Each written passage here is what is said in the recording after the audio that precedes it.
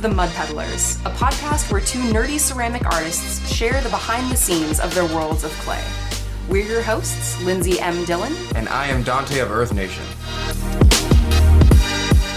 This week on the Mud Peddlers. We're actually doing some time traveling because Donte and I are at day 0 of NCECA. Yeah. And we're doing like a little vlog thing. So at the end of every day, we're going to sit down and talk a little bit and talk about what our experiences are. The amount of people that I've met who are like, I talk to you all the time on Instagram. And I'm like, I don't know you. And they say their Instagram name. And I'm like, oh, that's yeah. okay. All right. Yeah. If you run up on me, don't run up on me with your government name, please. Say your Instagram name. We all know Instagram names, but yeah. Yeah. But so I guess just like recapping, what has it been like so far today? Well, first of all, I would like to say all these people out here who are like, because it gets cold in Sacramento, right? Yeah. But there's always a couple people who are like, oh, you don't know cold. I live in Ohio where it's real. Like, we get snow. Yeah. I don't understand why you people got to make the weather of your origin your personality trait. I don't I don't get why. This episode hella hot, Donte. It is not as cold in Cincinnati, Ohio as you guys made it seem it was. Admittedly, it's not snowing right now. It's pretty cold. It's colder than Sacramento for sure, but you guys made it seem like I was going to the tundra. Yeah. It's not that cereal. How we ended up in this moderately cold but not insanely cold state is neither of us really slept. I'm 2 days strong right now. Oh my god. Yeah, I spent the entirety of yesterday evening as though it was the night before a convention because I was just like sitting there hammering away with the sewing machine at this Handmaid's Tale outfit. With your kiln at 600 degrees while you're trying to pull out your little... Lindsey brought these little, what do they say? They're like little tiles that say Nolite te bastardes carbrandorum, and it means don't let the bastards grind you down in like fake Latin basically. And right. It's from the original Handmaid's Tale book. Right. And I'm giving them out to folks who I have conversations with about like my outfit, which has been surprisingly nice. So like... Yeah, I thought I would have to like... There are a couple... Here's the way the dudes look at you is like, oh, there must be a cosplay something in town, right? But every lady who knows the reference looks at you with that like head nod of approval, like, oh, I see what you're doing. Yeah. It's been actually super cool to like occasionally meet people's eyes and then like have them there. They have like a smile or something on their face, and I just like smile and like, nod. And 100% thought I was gonna have to like somebody's gonna look at you and I have to look at them and be like, do it, see what happens. Yeah, no, everyone's been like super chill. Like we even like went out to dinner. Feel froggy, jump, boy, jump. Yeah. I feel like I'm really really tired.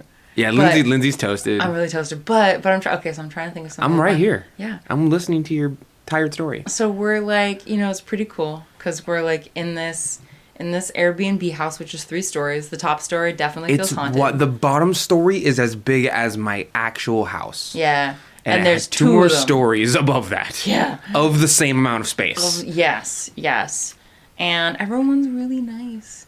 Like everyone's we're very staying nice, with like 10. There's like what, 10 of us, 12 of us. Yeah, it's mostly. Airbnb? It seems like there's a core group of them, and they're all like really good friends, and they add people, and they kind of keep who they want throughout the years. What kind of add-ons? And I think we're the add-ons to see if they want to keep us throughout the years. I hope they want to keep us. I don't know. It depends. I assume it depends on whether we get invited next year. Yeah. And if the same group wants us, and if it's like viable enough for us to go. Yeah. Because it's expensive. Our tickets were taken care of, but we had to pay for our own Airbnb and flight. Yeah. Which, if you don't have Airbnb and flight money and the availability to take time off work, if you do have a 9 to 5, it's not viable for everyone. Yeah. You know what I mean? But I do get by NCECA inviting us, people who enjoy us will also buy tickets. So by them giving us free tickets, which are essentially free for them. Yeah. If 2 people buy tickets, they've already covered their sales and more. Yes. You know? Yeah. It's cool to see even like within this first day 0, like, cause so basically we flew out of Sacramento at 6 a.m, meaning we got to the airport at 4, meaning I my mom drove us to the airport at like 3:30 in the morning. Which was baller, by the way, because I didn't want to do that. Thanks, Mom. So we did that, and then we flew from Sacramento to Seattle, and then Seattle to Cincinnati. Yes. We met up with one of the folks we're staying with, and drove to the Airbnb or Verbo, whatever place where we're staying. Right. And hung out for a bit, figured out where everybody's sleeping, And then we went to like the day 0 of NCECA, which is basically kind of like a little cocktail hour. So there was like some foods. There was like Donte and I both got cups. Yeah, I bought a cup from Sarah Kin Ceramics, I think. I'm pretty sure. Here's her Instagram profile, but she has this delicious red. I'll put it in the show notes. Okay, I've been trying to develop this red myself for so long, and like she was selling it, and I was like, oh yeah. That's hella cool. Yeah, I was surprised. Like you picked up that mug and you were like, where do I go about buying this? And I'm like, damn, dude. Yeah, I knew exactly what it was. I follow her on Instagram. I'm pretty sure that's her. Yeah. But also, if I misrepresented the Instagram, I deeply apologize. But as far as I know, that is the only person who makes that type of red at that stability and that, Yeah, it's really nice. I ended up buying a mug too. Sorry, Cody, my dear boyfriend, who has started asking if I could bring some of my cups to the studio because our cupboard's getting ridiculously full. He's like, stop making mugs. No, I can't stop. But no, it's just buying mugs. So anyway, so I got a really, really pretty mug. I can't remember who the artist is, but I'll link it in the show notes because I'm really tired. But Lindsay's like eyelids closing tired. But the thing I was gonna say that was cool is that like after we went to the NCECA thing, the day 0 cocktail hour thing, a bunch of us went to dinner, and then you ended up chatting with the folks from Clayscape. Yeah. About like a bunch of chemistry stuff and like clay bodies and glazes, and it was just like, dang. Well, and you straight up said like, it's all Matt Cat's fault, really. Yeah. Because like he basically through his classes taught me glaze chemistry, and now it's so hard to find someone who even knows the basic fundamentals of like flux ratios and things of that nature. And this guy seemed to know at least enough to have a viable conversation. Yeah, it was cool. It was fun listening in. And then I was like, where are you guys from? They're like, oh, we own Clayscapes. And I was like, what? So you knew them beforehand? Well, I knew about them beforehand. Tim C talks about them all the time. Oh, really? But at the same, I didn't know it was them. You know, I thought it was just two dudes with Clayscape shirts on. I'm like, oh, they love Clayscapes. Like, but it would be like me. The owners. Yeah, it would be like me wearing an Amico shirt. Like, you know, I do Amico videos, but like, I'm not the owner of Amico. Right. You know, but they were talking about how they were trying to get their dry powder glazes out the door and how they're a little cheaper and they're more viable that way. And that was super interesting. Actually, I feel like we should like, just as a little like short note, like go into that a little bit. I'm actually going to either buy or hopefully they'll give me some, because I don't want to spend too much money at the convention. Some of their dry powder glazes, I'll take them back and then I'll do at least like 4 or 5 episodes. Yeah. Because they put specific gravity on their bottles. And they like put ratios on their bottles, and I want to test them out, you know? Yeah. For people who don't exactly want to jump into making glazes all the way, but you might be tired of the same old boring like bottle glazes that you've been using for 5, 6, 7, 8, 9 years. So or are wanting to get more glaze for a cheaper amount, because I think like because when you buy like the pints of like the pre-mixed glazes that already have the water in them, like the shipping and everything like that is more expensive. The weight. Because of the weight. The weight alone. So if you're just buying like the powder, so anyway. Yeah. So it's an interesting like dilemma that I didn't really think about how some consumers would be intimidated by the idea of like, oh, how much water did I put into it? It's like, oh, right, like that makes sense that would be a concern why some people wouldn't buy the dry glazes, even though the dry glazes could conceivably be more way less cost efficient, way more cost efficient, but not as potentially overwhelming as like making your own glaze. People have asked me if like, you know, I make the glaze on Glazy and I put it up there and people are like, are you selling that glaze? I want that glaze. And I've thought about it, and then I'm like, can I just give it to them powdered? And it occurs to me that the reason that glaze companies sell their glazes in the way they do, that being brushed and bottled formed, is because number one, on God, y'all are lazy. Well, and a lot of you just want. Oh yeah, I get it. That's the ease of use item. Remember we had that discussion. It's like you get it off the shelf. Right. You put it on your pots. It's easier, and you're paying for that ease of use. Yeah. If you didn't want that ease of use and you wanted a little bit more work to it, which nobody really wants, right? That's the entire thing about convenience. Is you would have bought the powdered glaze, or you'd learn how to make glaze yourself. And I think that's part of the problem. Also, there's the human element to it, too. How much water do you add? Does the water in different cities does it matter? Yeah, it doesn't need to be sieved. Do you know how to weigh specific gravity? Or do you, you know, all that can be solved by just buying a bottle of, don't fuss with it glaze. Yeah. And I mean, I think it still makes sense if you're new to ceramics. It totally makes sense. Like, unless you're going into ceramics already with a pre-existing curiosity about glaze. Yes. Like, I think it makes a lot of sense to start with the bottled product, because it's like, you're still learning the medium of the clay body itself. Of course. Like, so, but also, yeah, I hear you. No, I mean, I absolutely agree with you. Yeah. I just think most companies, in fact, I know, most companies understand that the high majority of their market are not people who have such an interest in glaze and glaze chemistry that they would want to put them together themselves. Totally. They would much rather pay for a ready-to-go, ease-of-use item such as that. And I think that's the problem with Clayscapes is they're like, we sell them powdered. And I'm like, oh, look, oh God, people just want to buy it and have it work. Yeah. Like, Well, I mean, I think that's what he was saying is like that, and they've done a couple of different marketing techniques to figure out how to decrease that perceived barrier to entry. he was talking about how it confuses people, like, because you see specific gravity and you don't want wah, and people are like, what ooh, is that? I gotta learn how to do specific gravity. No thanks, I'll just buy the other bottle, thank you. Yeah. And like, I get it. I get it. A lot of people think putting glaze together is scary. I have a warped view of it, of course. 'Cause I'm like, it's not scary, but I know how to do it. Right, and right. relatively well, so I can't. Yeah. I can't be like, it's not that bad. Yeah. Yeah. Rock climbing's not that scary, says the rock climber. Oh, yeah, screw that. Things are... I don't want to climb rocks. Yeah. Kyle, thank you. Thank you, Kyle. You know his name's Kyle. His name is definitely Kyle. His name's 100% Kyle.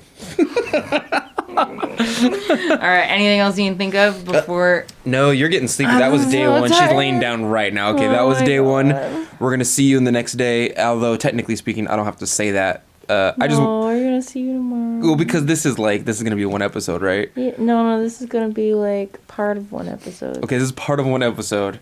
But if we string this together with another episode, saying I'll see you tomorrow makes you want to think to turn it off for another episode. No, Don't turn it off. Just keep going. Don't turn it off. Keep going, because I'm gonna put a little like segue music in there. She's laid down next to the microphone. That's because I'm so tired. She's so okay. We're gonna go. Okay, bye. I have to edit video for the YouTube channel, you nerds. Bye. But also stay. Just keep listening. Stay. But also bye. Do. Bye. Bye.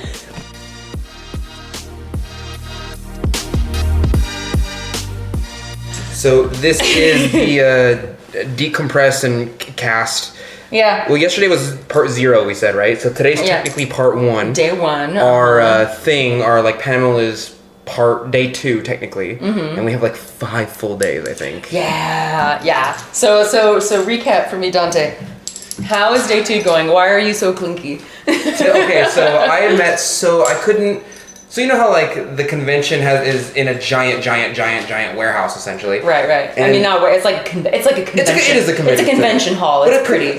Yeah. By definition, it's a convention hall or a convention center, and it's huge, right? All these people are here, but you and I both could not go down like one aisle of this convention hall without getting stopped. People have been like, "Oh, I love your podcast." Oh, come on. So much. You're talking about it like it's bad. I'm not making fun of them, but that is what happened, you know. And I met tons and tons and tons of people, and they were all great, and they're all fantastic. Some of them flew in just to meet us. Dang. Some of them were like, I wasn't going to go, but, you know, I came to Ohio, which is, you know, I came to Ohio.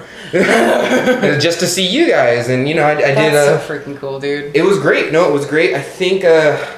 I met some companies. I met Amico. Oh, yeah. So what was it? What was that like? I got to meet Amico's glaze chemist, which was fantastic. Oh my god! I didn't think I knew that because I was talking to another friend of mine. I'm pretty sure his name's Corey. Okay. And like, I was like, oh yeah, I'm kind of into glaze chemistry too. And it was wild because for a second, he was like, yeah, I'm sure you are. And then I like started mentioning boron levels and UMF and the Stoll chart, and he's like, oh, okay, so you really know. You kind of know. Yeah, like, yeah. You know, I'm not like an expert, but I know enough to like mod glazes, right? Yeah. And I was getting some info out of him, and I was talking about reds, and he was like, did you take all of Matt Cat's classes? And I was like, yeah, I'm on the clays now, but like I don't really care about making my own clay, right? Yeah. And you know, I was just asking him tons and tons of questions. They have 2 new glazes called something flux. Amico something flux. Oh, okay. It's kind of meant as an overglaze, but evidently it works fine by itself. Yeah. And I'm super into it. Today was a great day. We saw Ryan and Becca for the first time. Yes. We didn't think we'd see them until tomorrow. Yeah. But we pre-gamed with them today. Not alcohol pre-game. Not alcohol. Yeah. We Regular basically. pre-game. Yeah. So we got to the convention hall at like I don't know, like 9:30 or 10 or something like that. And no, closer to like 10. I think. I would say closer to because they came in at like 9 or 9:30 and gave us the old military wake up. Cause don't fucking up bitches. That's not the but you know. Yeah, I mean that'd be kind of cool if it was, but actually no, that's like way too intense of a wake up. Yeah, no, because we were still sleeping, we were super tired. So we got to the convention, and yeah, like we barely got through 2 rows because so many people of the like exhibitor hall vendor area thing. Yeah. But it was so much fun. Like there's a couple of folks, like shout out to Leah Harvell. Like, I was super excited to meet her in person, because, like... Leah's my Pokemon Go friend. Yeah. We're best friends on Pokemon Go. What's that say about you guys? Huh? Yeah. What are you doing with your lives? So then we went and got lunch with our, like, housing, like, clay buddies group that we're with. And then we went to... Oh my gosh, what was the name of the place? Queen City Clay. Dude, Queen City Clay is... Okay, so, like, if you've ever been to Alpha Fired Arts... You know what? Any pottery store. Think of your pottery store. Alpha Fired Arts is in a large warehouse. Mm-hmm. And half of it is essentially a pottery store, and the other half of it is, like, clay, and they hold a bunch of stuff Fire and stuff, and yeah. So, I would say Alpha Fired Arts is sectioned off into 2 sectors of a warehouse. One sector being... the studio, the firing, the front of the house, the kids' classes, the offices. It has an upstairs, right? But it's not as big as, you know. And then they have a back section where they hold all the clay and minerals and whatnot. Yeah. Okay, Queen City Clayscape is 5 sectors long.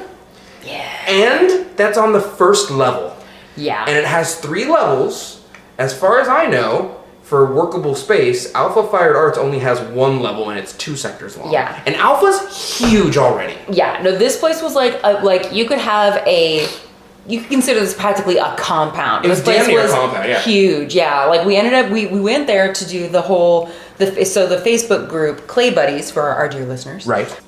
We went there for the Facebook group called Clay Buddies. Every year at NCECA, they do a shot glass exchange. So we went to that, and Queen City Clay was kind enough to host that for us. Which was awesome. It's not like they don't have the space. Yeah, they got plenty of space. We were in the basement. Yeah, It's so huge. We even, and actually what I might do is at the end of this day's episode, or this day's section, maybe I'll include the little like pre-section that we did, or the little like micro section that we did. Right, it's 20 minutes. Yeah, we spoke with one of the folks folks who works there, and is involved in like a bunch of the different stuff. And anyway, we did a little talk, but I don't know. I still haven't decided if that's going to be that or like a Patreon episode. The crazy thing is that he was like, dude, you're the one who's got me started. I was like, what? He's like, I watched your videos, and then I tried out some pottery, and I fell in love with it. And then I went to Queen City Clay in their old location, and I was like, can I have clay? And then I started working here, and now it's this. Yeah. Now it's this monster of a thing, and I was like, my bad, dude. I didn't know it was like I'm sorry, fam. I didn't mean to do you like that. And he was like, he told me he was like in TV or media for 25 years, and it paid him great. And I was like, bro, I just f***ed up your whole trajectory, didn't I? And he was, but I'm happy now. That's the difference, dude, you know? That's awesome. That was truly awesome. What was the other things we did? A bunch of people came up to Lindsey and I. One person gave me necklaces, and I'm so sorry I don't remember a lot of your names. But you guys come up to me with your government names, and I'm like, I don't know. You got to tell me your Instagram name. You know, let me see the icon. But she gave me a flower necklace, and she gave me a necklace with a tree, and they are beautiful. I've actually been wearing them all day, and I will continue to wear them. Thank you. They're very beautiful. Yeah, they're awesome. I've been getting some really good feedback about the Handmaid's Tale outfit. Like, everyone's been super nice. I haven't had anyone be shiesty, which makes me really happy. No one's been shiesty, but lots of people have been looking. Yeah, you know what I mean? Yeah. People, I think they just think you're religious. They might just think I'm religious, yes. Because if folks don't know the Handmaid's Tale outfit, like, you could very easily think, like, wow, that's a very conservative, religious person walking around in that, you know, churned butter, I bet. White outfit. Yeah, I do look like I churned butter. You do look like yeah, but it was really fun. Like there were a couple like longer conversations I had with people that made me like really happy because I'm, you know, yeah, it's just like I wasn't sure what the response was going to be, and being able to talk with people about it and like get that feedback has been really cool. I also wore it into the Costco later that day. Yeah, and the Costco people are just Walmart people on a larger scale. Yeah, I definitely got some funny looks for that in there, but it was fine. It was fine. So after we made the Costco run to get food, we came back to the house. I took a quick shower to become a human being again. And there's a bunch of people over. It's so much. It's awesome. I do feel a little. I don't know about awesome. I think it's awesome. Like, I went downstairs just a second ago to get a muffin because I wanted a muffin and it's late at night. We went to Costco and we got like the Costco muffin, oh, Costco pizza. So big. I don't Costco got smoothie. I got smoothie. Yeah, we got smoothies. But yeah, there's like a big old gathering like downstairs. We're currently recording on the 2nd level. The house that we're in has 3 levels. It's damn near a mansion by my standards. Yeah, it's pretty big. And like this 2nd level has its own kitchen and pool table, and it's insane. Like the bottom level is as big as my house in California, and there's triple the amount of space if you go up 3 tiers. It's crazy. Mm-hmm. We should actually mention, I don't know if we did yesterday, that we're in this house with people from Clay Buddies, including Tim C. Oh yeah, I don't think we mentioned that. Which is why we went, not why, but which is how we essentially got to the Clay Buddies exchange. Yeah. Is because like Tim C kind of ran it a bit. Tim C like basically like heads up Clay Buddies and heads up the. And so we came in with him, just dick swinging, dog. Just everybody duck, because I'm about to turn left. I don't want to smack you. Oh my god! My god! It was crazy because there was at least 50 people there. Yeah, it was a solid crowd. Like we all lined up thanks to the help of Nico and April and several other people who helped make the cup exchange happened. But yeah, we all lined up and put our little cups in brown bags. Yeah. And then we shuffled them around.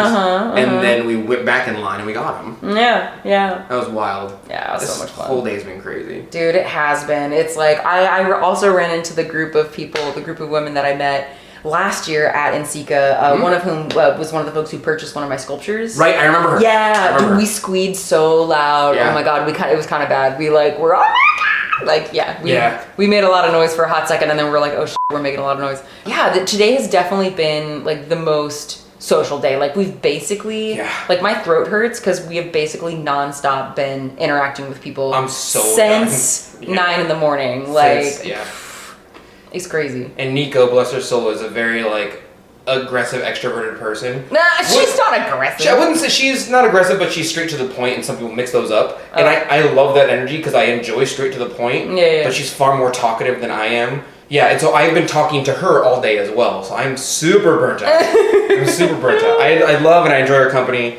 Dude, honestly, that's one of the things that's really nice is that legit everyone's so nice. I love it. Everyone's super nice, and we get to know all the itty bitty details about.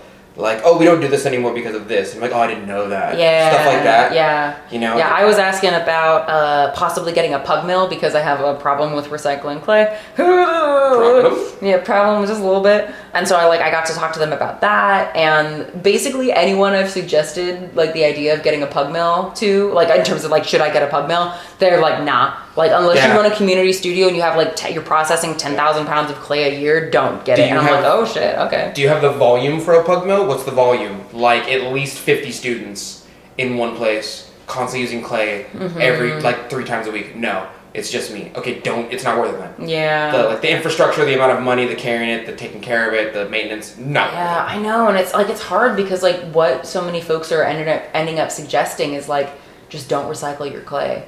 You know, because in terms of the time it takes, in terms of the wear and tear on your body. Yeah. But I'm not sure. I don't know. That's the culture at this point. Yeah, I know. It's a hard pill to swallow. The idea of just throwing away my scraps. So I don't know. I don't know. Yeah. I need to find some kind of use for them because for me, and I don't know how realistic it is. For me, it's green. You know what I mean? For me, it's I'm recycling. Yeah. I'm helping the earth by not spending more money on materials. Yeah, because these materials are they're raw.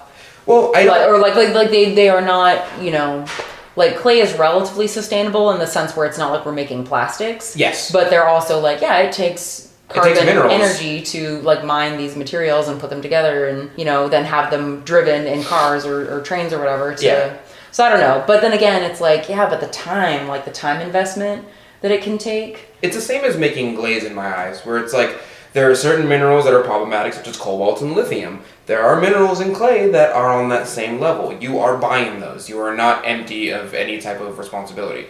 But at the same time, you can minimize that by just not buying more and more and more and more clay. If you're gonna do it responsibly, and this is the closest thing I can do, other than making my own clay. Which, this is just I'm just. Yeah. But economically, it's not as viable as you think it is. You're just kind of doing it for the culture and the spirit. Yeah. Honestly. I think I need to just make a bigger wedging table. Like a wedging table like with plaster where the water can be absorbed. Yeah. You know, I think that's really realistically what I need to do because I love the plaster slab that we made in the bucket with from Sue McLeod's tutorial video. Yes. But yeah, I need more of them to be able to. Yeah, I need 2. Yeah. At least. Mm-hmm. And that's when I'm working. Like right now, I'm not at home like throwing stuff. Yeah. So I'm like, I don't need to. When I get home and I have a bucket full and I need to dump some stuff. Yeah. Especially in the summer. In the winter, it's easier, but in the summer, it's like that's gonna be new clay in a day. Yeah, which I actually kind of appreciate because you can go through stuff more. Like in the winter, it takes weeks for that slab to absorb enough water for it to be usable. And yeah, when I get on a production kick, speaking of which, it's gonna be busy when I get back. Yeah, like, same. I have to do my store upload and glaze a bunch of pots, and I have to set some away from Sac Anime because I'm going to the next one with Tea Cozy. Yeah. Oh, speaking of which, thank you so much for everyone who bought a pot during my shop update, which coincided with the start of NCECA. I pulled up my phone after I got off the plane and I was like, oh my god, Donte, people bought things. Oh my god. I know I said that I would have my store update before I go on the flight so that I could have that same vibe. Right. It didn't happen. That is okay, my dude. I'm going to try and get it out within the next 20 days. It's going to be like 30 pots max. Yeah. Because the rest of them are for, Yeah, that still sounds great though. Yeah. Okay. All right, is that a wrap on day 2? I think that's a wrap on day 2. That's a wrap. We will see you pots on day 3. I'm sorry, I didn't mean to call you a pot. We're all pots. Everyone's just a little. We're all just vessels that hold calories. What is a pot in reality? I am a pot. I am a pot, and I hold calories and protein if you eat me. Which you can definitely eat me. Oh my god.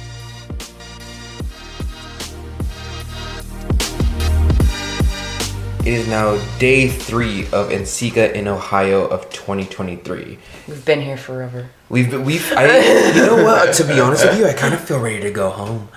Like after tomorrow, I expect kind of to get on a flight and be like, okay, time to go back to baby. And I'm so bloated and my sleep schedule is so off. And I'm looking at myself in the camera. And like my hair's not growing out, so I look weird. Because my hair's super short. And then I don't have a beard, so I can see my double chin way easier on camera. And the camera adds weight. I'm just editing video like, who is this fat mother? Dude, it's all good. It's all good. So bad. And then like, I don't know what it is about Ohio, but I have constant swamp ass here. Oh no, that sucks, dude. It sucks hard. Oh man, see, I'm lucky because I'm wearing that Handmaid's dress like all the time, so I got plenty of fresh air. You have air down there, yeah.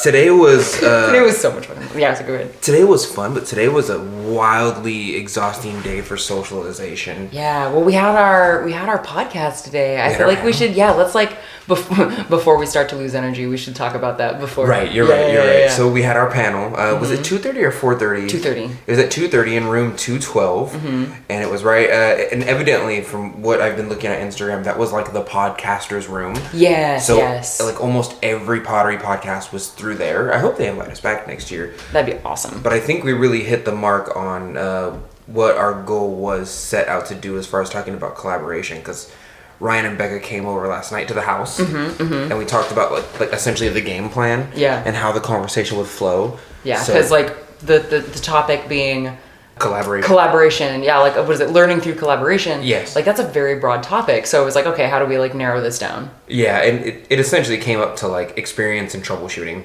It's like, here's my experience with working through collaboration. Here's how I perceive it, and here's some of the things that have come up, problems or experiences with collaboration with even like with me and you, or you know, them and them, or like in between you and your clients. Yeah, and we're gonna be getting the audio from that, so hopefully within the next like couple weeks we'll be able to post that. So we'll make that a Mud Peddlers episode. The room was full. The room was essentially dude, that full. was awesome. You know what's surreal, and also I know this is a first world problem, but like we can't walk 50 steps without someone being like, oh my god, it's you. Yeah. And then, well, honestly, it's you, dude. Like, because again, folks aren't really like recognizing me much, but they're like, because I mean, again, like I'm in the Handmaid's Tale outfit, so it's like pretty different. Yeah. But yeah, dude, like folks are coming up to you all the time. It's awesome. Dude, I got my first. It's him.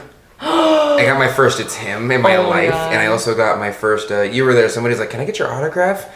That was yes. What am I fucking? Am I gonna say no? Am I gonna say no? I want my to say like God. no. That's weird. So hard. Oh my God. I want to be like, no, I'm not that cool.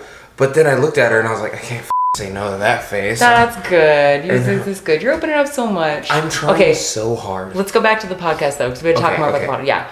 Okay, so from like my observations, okay, well, first of all, my biggest goal was just to like not freeze up on stage because, you know, I mean, I wasn't sure how it was going to go. I wasn't sure like, oh, is my body suddenly going to decide to like, I mean, okay, admittedly, my heart was beating hella hard. I had to do like a couple breathing exercises to like chill out for a second, like before the panel started. Yeah. But once the panel started, there were a couple times where I started to kind of get into my head and worry about like, oh, how am I going to like respond to this? But then I was like, nope, like stay in the moment, you know, listen to what they're saying, and then you'll be able to like respond based on that. And it's like, I think like sometimes I had a little bit of trouble figuring out like what to say, like, you know, when to interject, because again, it's like the vibe is different when we're all sitting facing the audience than it is when we're all sitting around like just chilling doing a podcast. We're not in like the trust circle. We're in like a line. Yeah. So it was, if to me it felt a little bit like more stiff and formulaic than our like if it was just the four of us like we did for our cross-pollination podcast. Right. But I think we were still able to like, we hit the points we wanted to cover,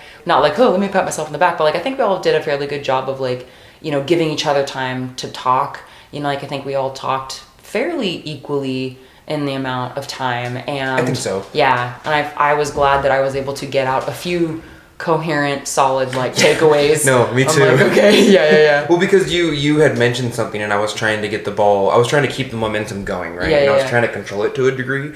So anytime someone made a good point, and I think I honestly think this is like a male brain thing. Oh yeah. But when someone makes a sentence, you grab onto a portion of that sentence and you think about how you're going to respond to it. Right. And then everything after that portion is just gone. Like anything they say after that, you're like, I don't really care what information you bring after this. I have to respond because I'll forget. If I keep listening, I'd be in the moment. Oh, just me personally, I'll forget what the next thing is. I'll be like, oh, I forgot what I was going to say. Oh, yeah. But if someone says something and I have a reply to it that's well thought out and thoughtful, and I can kind of put it in a formula that's understandable and eloquent and poignant, then I have to hold on to it. So there were a couple times where someone said something and I was like, that's it, I gotta hold on to that. Honestly, that's part of the reason that I ended up bringing my notebook up there with me, because I was like, I wanted to see the notes that we had taken during the like our planning session. Yes. But also part of it was like for that reason, because I was like, I know I also can't hold on to certain things. Yeah. And so because that's true. Like that's hard. And again, when you're like up there in this freaking room full of people, like, oh my God. Fortunately for me, all the people were people that like, not all of them, but a lot of them were people that I'm like, I recognize half of you at least. From Instagram. Yeah. Mm-hmm. So I'm not as nervous as a room full of strangers. Yeah, that's true. Leah was there, and I reckon like I've honed in on Leah a couple times. Yeah. Because I was like, I know she's on my Pokemon Go friends list. I know her. Yeah. I think like, we did a good job. I think so too. I mean, like Ryan and Becca are always like rad to talk with, and getting to share some of our experiences in this format was pretty cool. Like I hope we get to do it again. My barometer for how well we did was confirmed when people came up to me afterwards, because we had to go at 6:00 like a pottery meetup thing. At this brewery, and people came up to me and they were like, "Hey, you're Donte, right? Like you spoke really well at the con." They told me like you spoke really well. And that told me two things. Number one, you didn't think I could speak that well, did you? It's like when you go up to like you ever when people are like, oh, you speak so well for and then you're like, okay, so you didn't think based on how I present myself initially that I could speak as well as I did. Yeah, it's a little bit of that thing of like how, like, what is it, like white folks always, like often will tell black folks, like, oh, you're so articulate. You're so articulate. Like, and you're like, what does that mean? What does that mean? And the second thing is that my barometer was like, I think I spoke really well. I think I was very poignant. I think I got through my stuff concisely. I think... And then people came up to me and said, like, yes, you did those things. And I was like, okay, good. So my barometer for how good I am at speaking when I actually try to speak well is not off. I think you did a really nice job of like again, I can tell you were kind of like nervous in the first like couple minutes. I was trying so hard. Yeah, but but I think you loosened up a little bit afterwards, and then I agree. Like you said some really, like you made some really good points, and you also were able to do that within like the humor that you normally like inject into the podcast. So you're used up all my social points. Now I liked when somebody asked you about your Handmaid's Tale. Nico did. Yeah. That was. That was really cool. Actually, so it's interesting. Like, so speaking on that, my friend Nivia, who's from Puerto Rico, after the panel, she came up and she's like, oh yeah, like I wanted to kind of ask this question, but I wasn't sure if it was going to be like too, you know. She was like, but hopefully she's okay with me sharing that. But anyway, she brought up the point that it's like, oh yeah, like The Handmaid's Tale has become a symbol, but it's kind of like, she framed it in a better way than I'm going to be able to relate. But essentially the point that she was making is that reproductive rights access has always been harder for people of color. And kind of like the whole thing with The Handmaid's Tale is that it's a story written by a white woman about white women. Yes. And how it's kind of like this, again, like exclusionary thing, and how it's like the feminist movement has this history of being centered on white women. And so I was like, oh man, like I basically told her like, yeah, like that would have been a really good point to bring up, because like, again, that's like something that I honestly forgot about. And like I think about the fact that like when I'm like donating money to Planned Parenthood and such, I think about the fact that like, yeah, like reproductive rights are often harder to access for people of color, but I wasn't integrating that into how I was talking about this experience of wearing this outfit.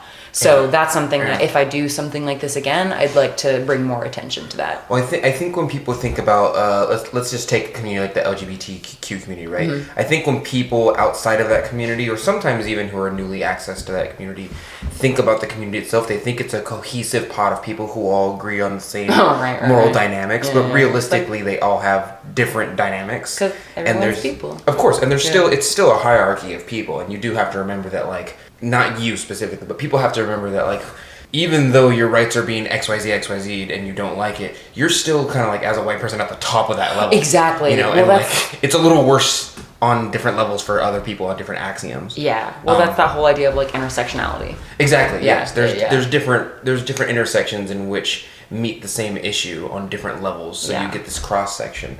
Do you know what a meme is? A what? Or like a mammy? You know what a mammy is? Oh, yes. I was reading a Facebook post and they were talking about how like somebody pretty much razored down The Handmaid's Tale. They were like, this is just a story of mammies for white people. Like, this is just like, like you're gonna have, I'm gonna force you to take care of and have my kid, like you're my handmaiden. It's just the black version is like, oh, that's my mammy. You know what I mean? Like, that's the person who has and raises the kids for me. Because I'm rich and white and I own the cotton fields. Yeah. And I was like, I haven't read the book, but that does kind of seem, I can see the relation. Yeah. Like, it's a... They all have those weird, they have the bonnet things and they're all on the white Aunt Jemima looking ass. You know what I mean? Like, I get it. Yeah. No, there's a lot there, and it's definitely something I want to spend more time, like, honing in on the messaging for that. Because, again, like, I'm a white person doing this, like, you know? Yeah.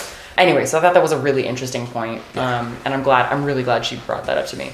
So, podcast, and then we went to the pottery party. The show was called like the Imposter Cup show. Yeah. And I was at this freaking gigantic local brewery. Huge brewery. And there were like a bunch of like tables popped up. People were selling their cup, mostly cups. People selling their cups, and there was like several, like probably a couple hundred people there easily. I thought we were safe, but like I went to go get a burrito and someone's like, "You're Donte, where's Lindsey?" And I was like, "I'm on a burrito." And then I tried to go to the bathroom and someone's like, "Donte!" And then their grandma came over. And then their brother came over, and I was like, this was cool for like 30 people. Oh my god. But now I'm trying to live my life. And after, like, we've had like, probably a little over 30 interactions of like, "You're the person!" Yeah. In today. I mean, you say we, but it's been you, my dude. Like, I've had a couple people come up, and actually, interesting, I've had more people come up who didn't know who I was, like, didn't know, like, us, like the Mud Peddlers, but who were like, "Can I ask you about your outfit?" I've had much more of that this time around. Yeah. I've 80% of my interactions have been, like, YouTube people. Mm-hmm. There was even one lady who, like, didn't believe it was me, and evidently her friend told her, like, she was like, "Oh, I was hoping Donte would be here," and she's like, "He's right behind you." Oh, and then she just stood behind me for, like, 3 minutes straight. And, you know, I could feel him behind me, right? Yeah. So I, like, kept moving, and then she kept moving. And finally I turned around, and she was like, "It is you." And I was like, "What have you been doing?" Oh, my God. I mean, she's like, "I was trying to listen to your voice, because you have a very distinct voice and pattern of talking." Yeah. And I didn't believe. And she's like, "I told her it was you." And I was like, just come on, say hi. Oh, my God. You don't have to creep on my voice, dog. It's okay. I'm already full and fat and in Ohio. I have no defense system here. Oh my god. Yeah. And, yeah. The gathering was really fun. Like I'm sorry that you had so many. You were just trying to live your life and you had so many folks come up. But I told them to come up to me this time, and so this is me getting what I asked for. Yeah. But we talked to a lot more companies now. You talked to hella folks. I shook hands. Yeah. You should talk. You should like. I talked to Advancer, and then the crazy thing is that like the companies had no idea who I was last year, and then I kind of told them like I'm Donte, I have a YouTube channel, and then this year I decided to be a bit more forward. Yeah. So I have my card on me, they scan, they check out the numbers, and so finally I went up to Advancer and I'm like, hey, I run a YouTube channel. And for context, Advancer is makes a particular kind of kiln shelves. Kiln shelf, yeah. Yeah, kiln shelves that are like super freaking thing. It's a whole thing. Super nice. They're like $200 something a shelf though, for like a half shelf, not even a full shelf. Yeah. But they're worth it. Like they're worth it as long as you don't break them. They're not cordialite. They're not the stuff that our normal shelves are made out of. Yeah. And like I talked to him and he's like, oh yeah. And then after I see the kind of like, yeah, whatever, kid, you're like the 50th person who's trying to schmooze with us. I give them the card, they see the numbers, like, oh, okay, hi. Yeah, like you're actually like you have some numbers. Oh, you're him, okay. Yeah. So we did that with Amico, and we did it with Mako, and we did it with Advancer, and I think we did it with one more company. I don't think we did it with Coyote. Yeah. Ooh, Clayscape. Again, just for context, when you say we, it's like the Earth Nation Ceramic Channel, not like you and I. Because I was not like, I'm just like, I don't have the. I don't have the numbers. I'm doing my handmaids thing and just like walking around and looking at stuff. You were talking to quote unquote fans, for lack of a better term, of like both our podcast and YouTube channel and like your outfit. Right. And then I was over there like, I can't just stand here. I gotta go schmooze a little bit. Yeah, dude, you were doing. I'm so happy for you. Anyway, so carry on. I'm done now. That's the only time I'm doing this. This is my yearly quota of schmoozing. Yeah, and no, that was awesome. And then Amico was like, we're gonna give you our flux glaze. Clayscapes is a new they're buddies with Tim C. Oh yeah. And they were talking about how they're trying to get their dry glazes. Because the high majority of people just want easy access bottles. They want to take the bottle, open it, shake it up a bit, and put it on their pots, right? Right. And he was talking about how he could sell much more glaze if people just mix it themselves. And I'm talking like a gallon of glaze for like $30-$40. And he's like, all you gotta do is run water through it. Yep. My water ain't as good as, like, my water is the same as your water. Well, I mean, depending. You live in Flint or something, I don't know. But yeah, well, also, I mean, like, different, like, minerals and stuff. Like, I've heard it recommended to use filtered water when you make glazes, but... I used to, and then I stopped because I was like, just as far as Sacramento goes, I'm like, it didn't make any difference. I did both. Yeah. But Clayscapes, I think I might be working with them pretty soon and doing some glaze reviews with their dry glazes. Hell yeah, dude. And we definitely connected with some companies. Yeah. Definitely. I'm pretty happy about it. What was it that made you decide to do that this time around?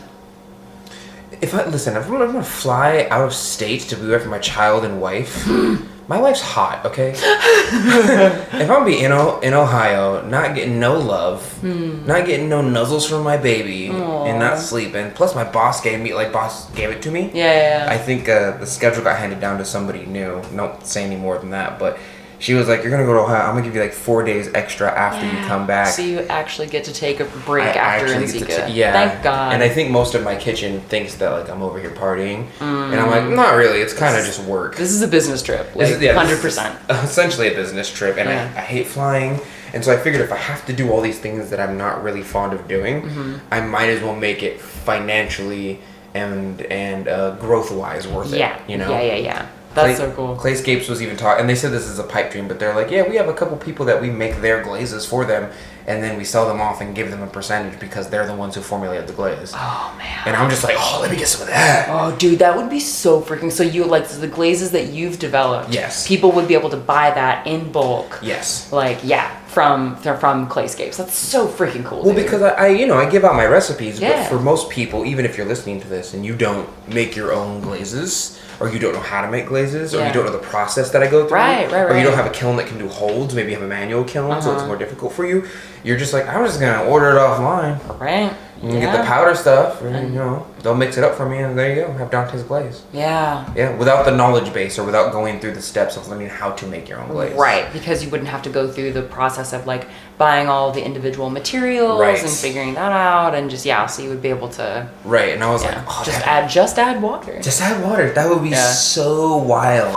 Dude, that'd be awesome. I gotta buy some of Dante's Lumos. Oh my god. That'd be awesome. Dude, I'm so glad that it's working out so well for you, man. Yeah. We'll see how honestly. Oh, we also met the person who made Ceramicon, Elizabeth. Oh yes, Elizabeth Young. Yes, dude, she is super freaking nice. She's so charming. Oh my god. She's so charming. Yeah. She's like just gives off positive energy. Yeah, I'm really glad. Like when we were at the brewery, I got to like sit down and hang out and like talk to her. I also like, dude, I'm so happy like because after you know, COVID and everything, like I was like, how am I ever gonna be able to talk to strangers again? Yeah. But dude, I talked to strangers and I was chill and I think I was chill. Like, but I was talking. You were partying. Yeah. You were like in the brewery and you were dancing. You were drinking a little bit, and you know me, I was spent, so I had my headphones on. I was like, I'm not doing none of this. Yeah. No, I was definitely I was like, today was definitely like the most energy I've had at NCECA. Yeah. I was kind of tired, like after doing the podcast and everything, a little socially spent, but you know, came back to the house, like I hopped in the shower. I did end up changing into more like dude vibes clothing because I was a little like, you know, I was a little spent from wearing the Handmaid's Tale outfit. So I'm like, I'm wearing it for 3 days. I'm gonna wear it for a few more. But it felt really good to be able to find a way to like talk to people that I was just meeting and be like, hey, my name's Lindsey, like, and having that confidence. So that to me, like, you know, again, like I'm not necessarily at the point where you are, where I'm like networking with, you know, big names and companies and such, but it felt really good to be able to have that social wherewithal to be able to converse with strangers and have it feel like cool. Well, I think it's important too, because even if you're not like networking like I am, as you say, you just want them to like have a good rapport with you so that when they do business ventures in the future, they call you up like, oh, I know who can take care of that right now. Lindsey. Donte. You know what I mean? I mean, to be honest, I wasn't even going that far. I was literally just like, can I talk to people? Can I exist in a social environment and talk with strangers? Because for me, that's like a major victory. Listen, I didn't like money at first. Yeah. But I have a new god now. Yeah. Oh my god. And he's in everybody's pockets. Oh my god. And he makes sure your rent is paid. Oh yeah. And he puts food in your fridge. Oh my god. And he gets your hands dirty and it passes through everybody's church. This is true. Money. I love it. But you seem to be doing like a nightly thing of people coming over.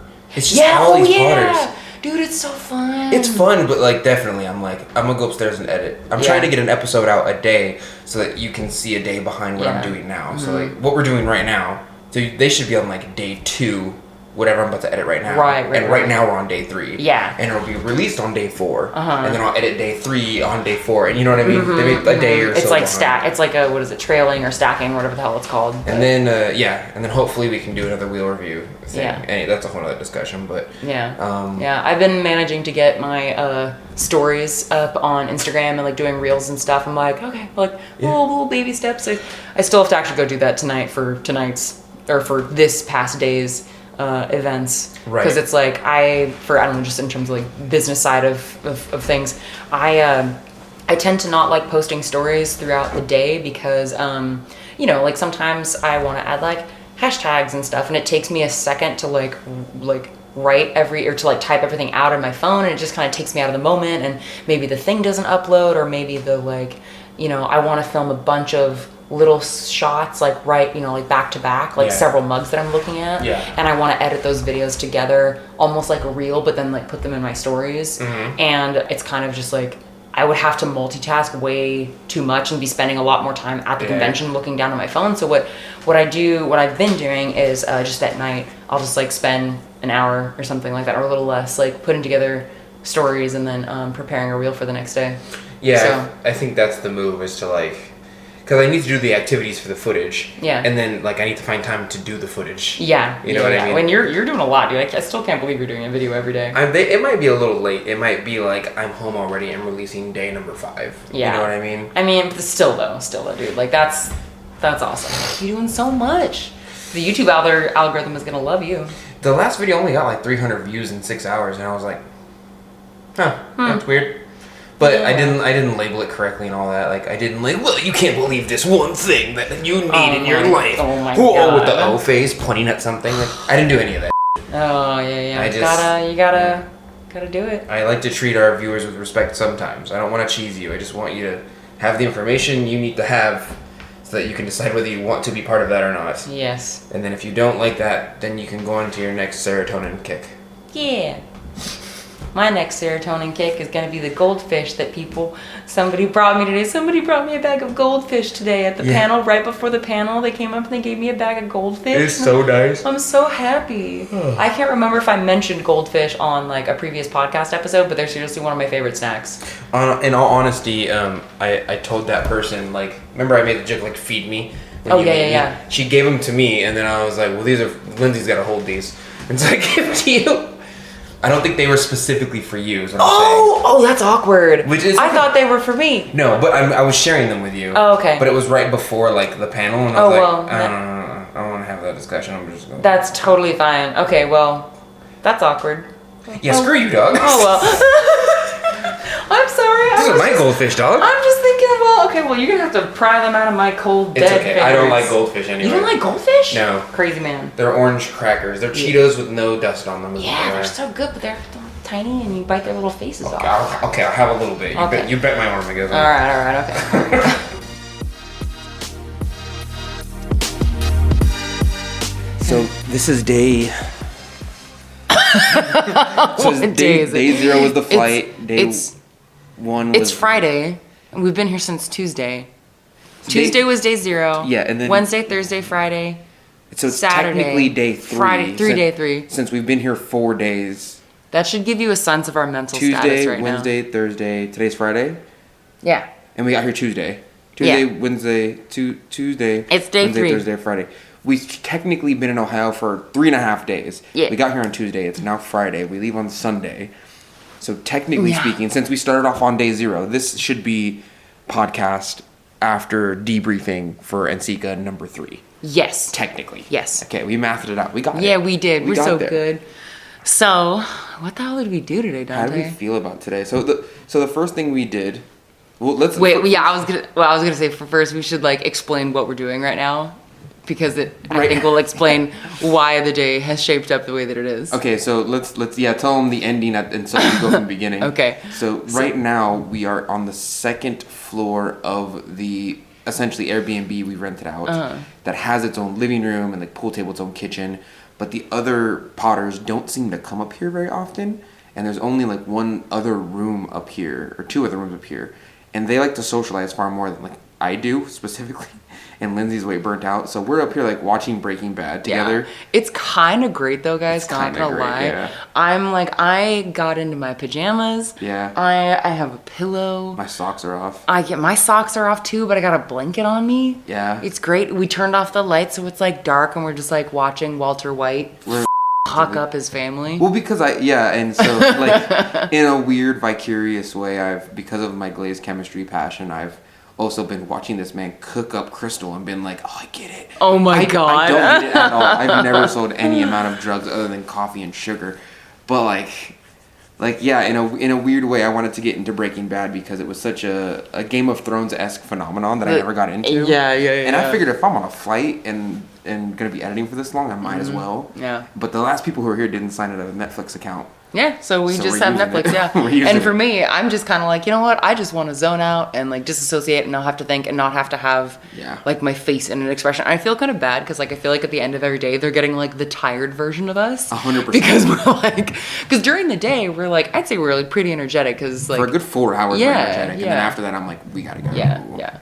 So now that they know where we are, let's talk about our day. So the day started too damn early. First of all, we went to sleep at like 2 a.m. last night. Dude, it was like 3 by the time we stopped talking. Yeah, and we did that thing where we like talked all night, and then we finally fell asleep, and we're like, we should probably go to sleep. And I was like, yeah probably. Yeah. And by the time we went to sleep, we had to wake up like 5 or 6 hours later to leave the house by 9 to get to a podcast pottery think tank, which you do not have access to. We have access to for like notes essentially, but you guys will not get that version of it. Yeah. Literally every ceramic art podcast was there. For it, Flux Sake, it was pretty cool. We were there.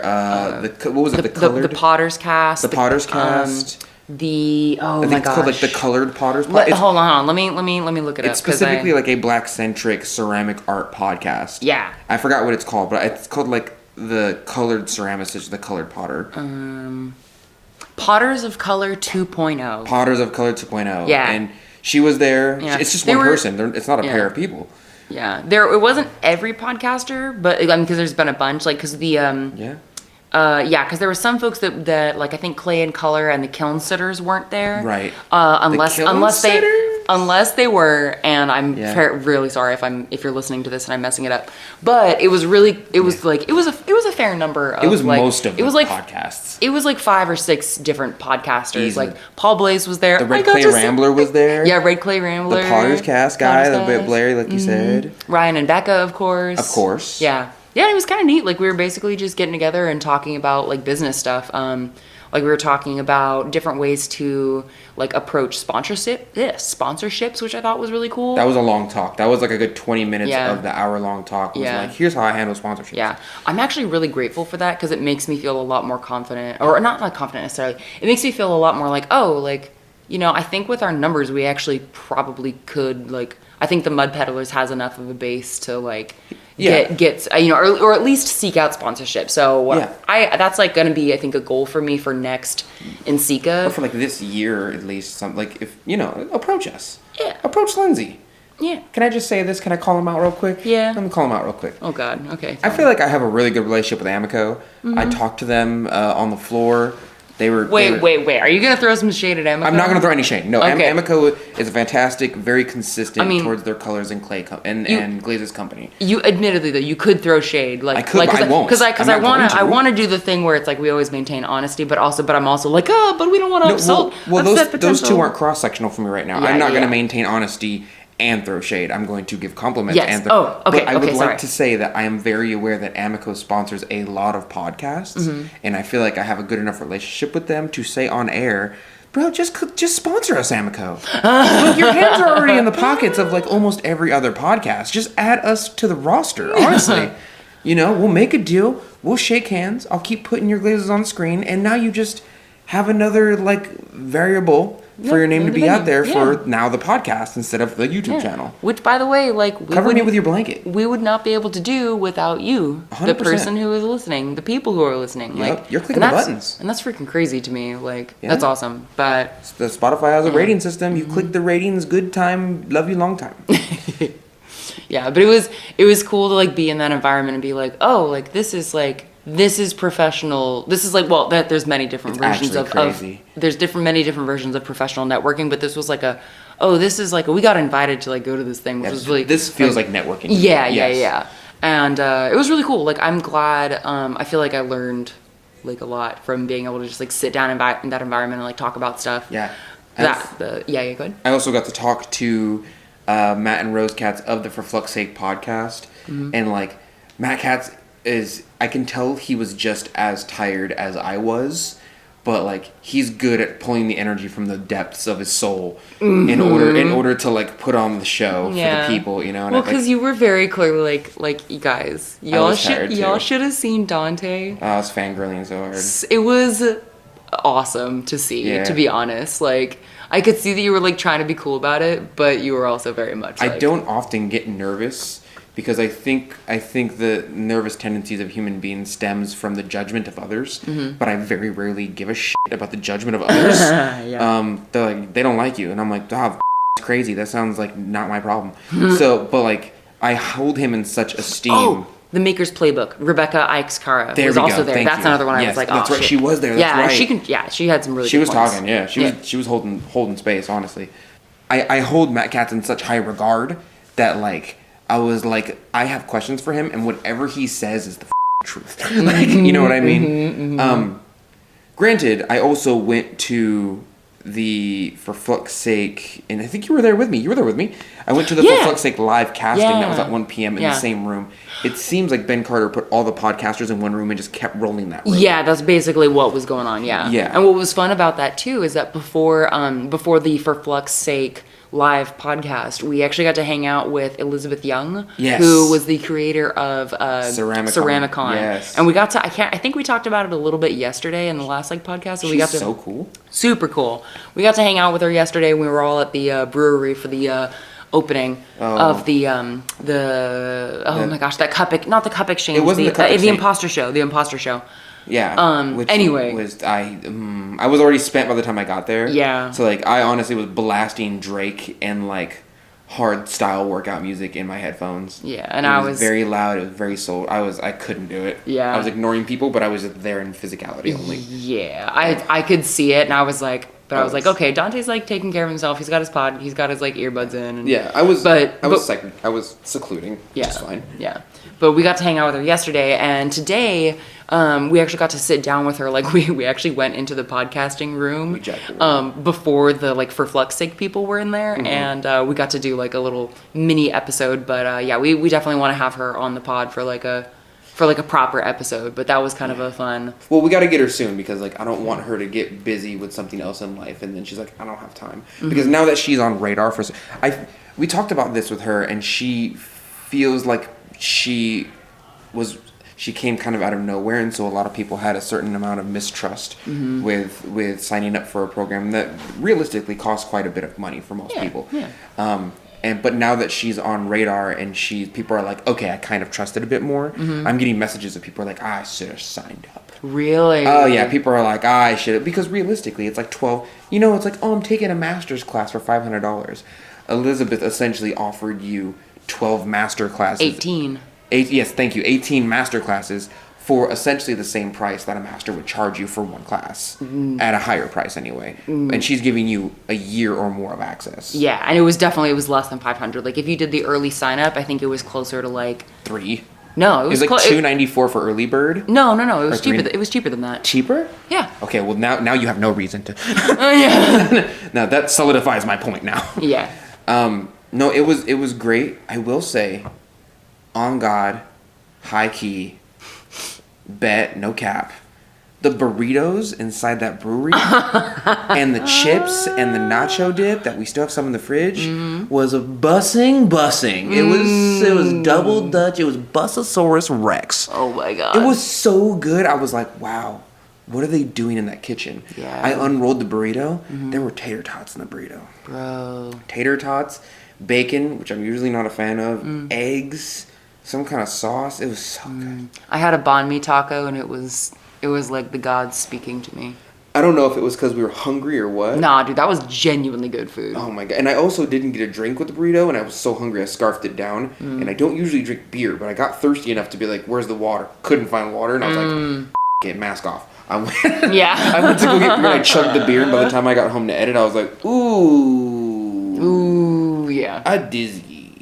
So after for Flux Sake, what did we do? Because we went and got lunch, or we went and got coffee with Leah Harvell of Queen Amethyst Ceramics. Yes, we went to a shop called Black Coffee, which is fairly close to the convention center. It's like 3 blocks maximum. And it's where we're going to be doing our meetup tomorrow. Where we're going to be doing our meetup tomorrow. We put it on our social media. I will probably post about it tonight on Facebook. I've already posted on Facebook? That's right. You still do post on Facebook. I have a Facebook page. That's right. And then I've already posted about it on Instagram. Yeah.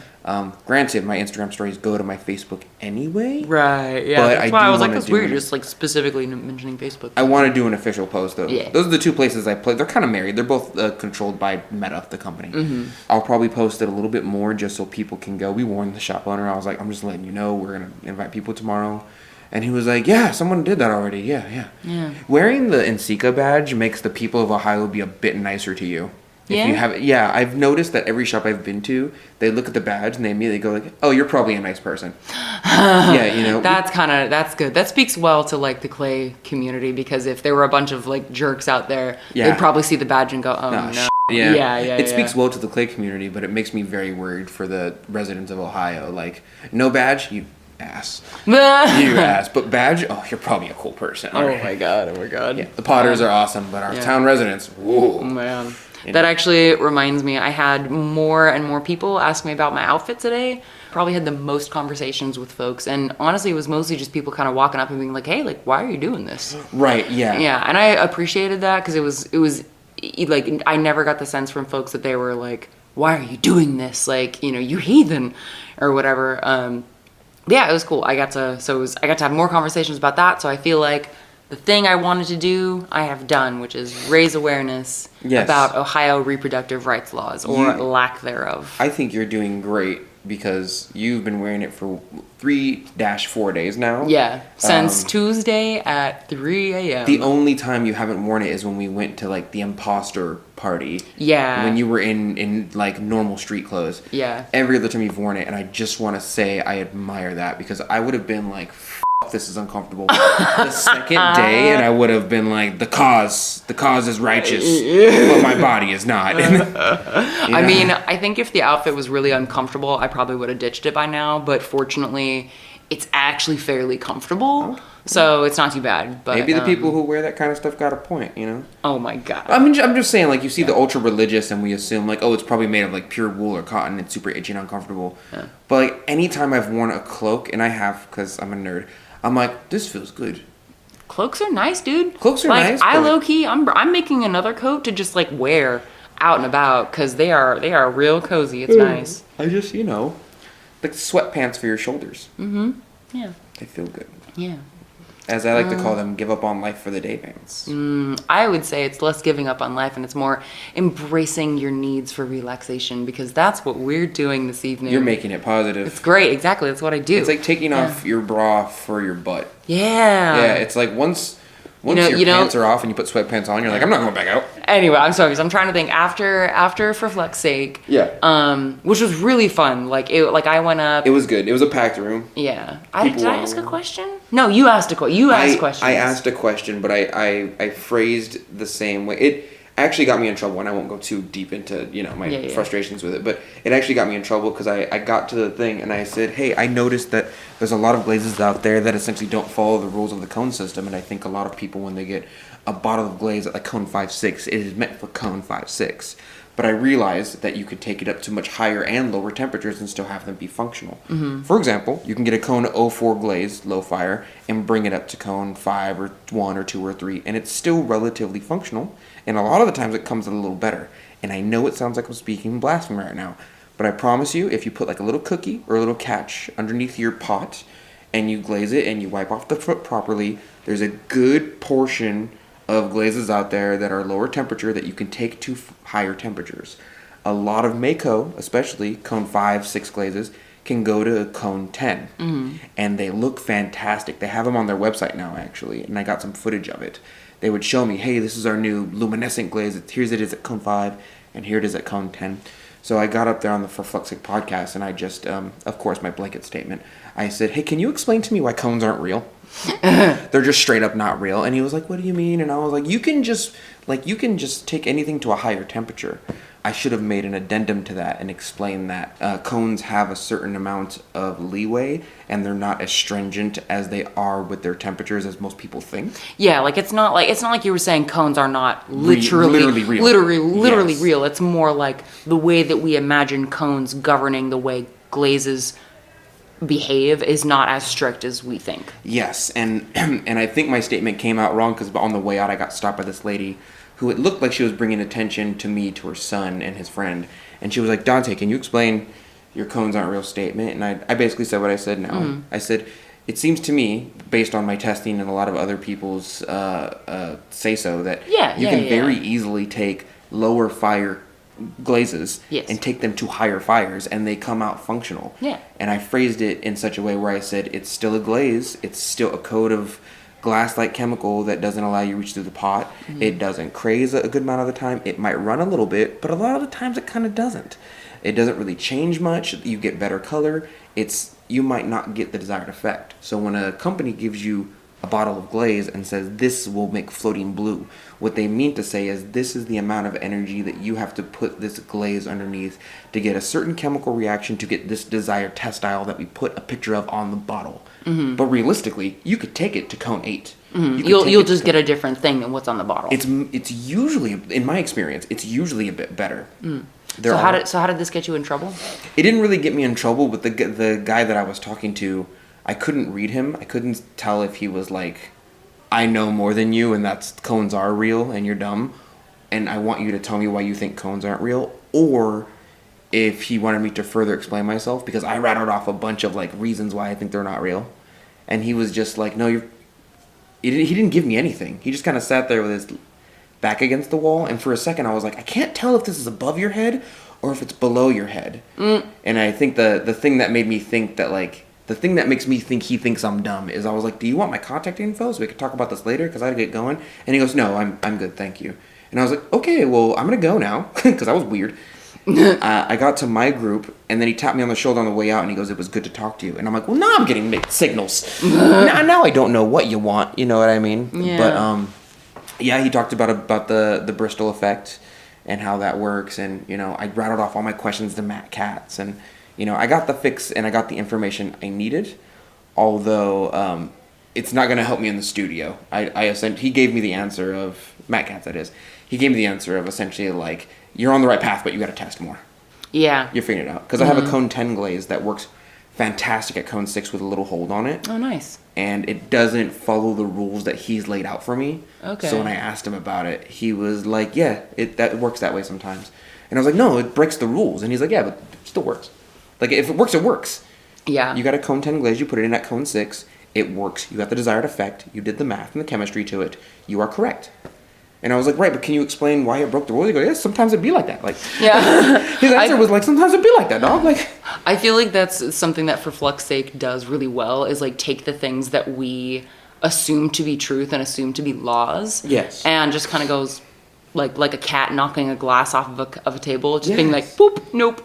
was it? Shattering your expectations. Well, that's the thing about a lot of the chemistry in general, not just glaze chemistry, is that it's based on a set of universal laws that once you learn them, all have exceptions. Mm-hmm. And once you find out those exceptions, you can work within the system to change things, just like alchemy, and kind of bend them to your will to get certain chemical reactions, either gradual or immediate, or, you know, like something that's a little more volatile. But it's the way I phrased it to him. He was just like, yes, it breaks the rules, but yes, it also worked. Mm-hmm. And I'm like, it's not supposed to work if it breaks the rules. He goes, yes, it is. Like, you just don't know how it breaks the rules on a chemical level yet. Yeah. You know, so I essentially got the direction I wanted, but not the answer I wanted. That's fair. That's fair. Yeah. Well, I'm really glad that you got the opportunity to talk to him, because I know that was like Made my day. one of the biggest things that it seemed like you were wanting out of NCECA this year, is like getting to talk to them. I got little pins. Yeah. And then he threw one to Lindsey, and Lindsey was like, I'm not going to use this. And I was like, ooh, I have 2 pins. No, that's not true. He didn't throw one to me. He tried to throw one to you. He tried. Yeah, because he asked like, do you want one? And I said, no, I haven't earned it yet. Oh. Yeah, that's what I said. Okay, well, now I have 2 pins. I don't know how you got 2 pins, but Because he tried to throw one to you, and he threw it anyway. did he? He did. He threw it anyway, and then he looked at me and Did threw I me just like not see it? Nope. Oh, that's awkward. So now I have 2 pins. Oh, I feel bad now. I feel like Oh God, I hope it doesn't. Oh God. I feel like a Pokemon trainer, and I earned like a badge. Yeah. You know what I mean? Like, That actually, hell yeah, dude. I met a gym leader, and my he God. was like, "Oh, you actually took my classes. Here you go. Here's your badge. Oh my God. Now I'm feeling like I insulted him by denying. Do you want it? I'm gonna put it on my apron. No, it doesn't matter. And now it's just about the fact that he. Oh God. You know what? I can promise you he doesn't care. Okay. I can promise you he doesn't care. I hope so, because I definitely don't want him to think that I was like it was literally like, I feel like I will earn a badge when I'm where you are, where it's like I have earned the.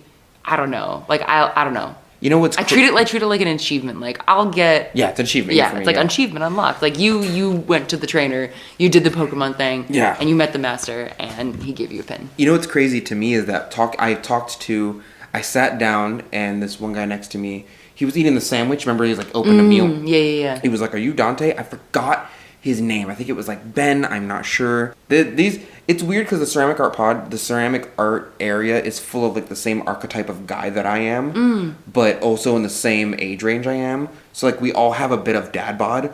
Where like we were once super jacked, and then we had a kid and a wife, and we're like, well, we sit down and do pottery now while we take care of babies. Yeah. And so the 2 people sitting next to me were very much in this vein. And he was like, "Are you Donte?" And I was like, "Yeah." And he's like, I go to your glazy profile all the time. And you know, another man sat next to me. I actually have his name.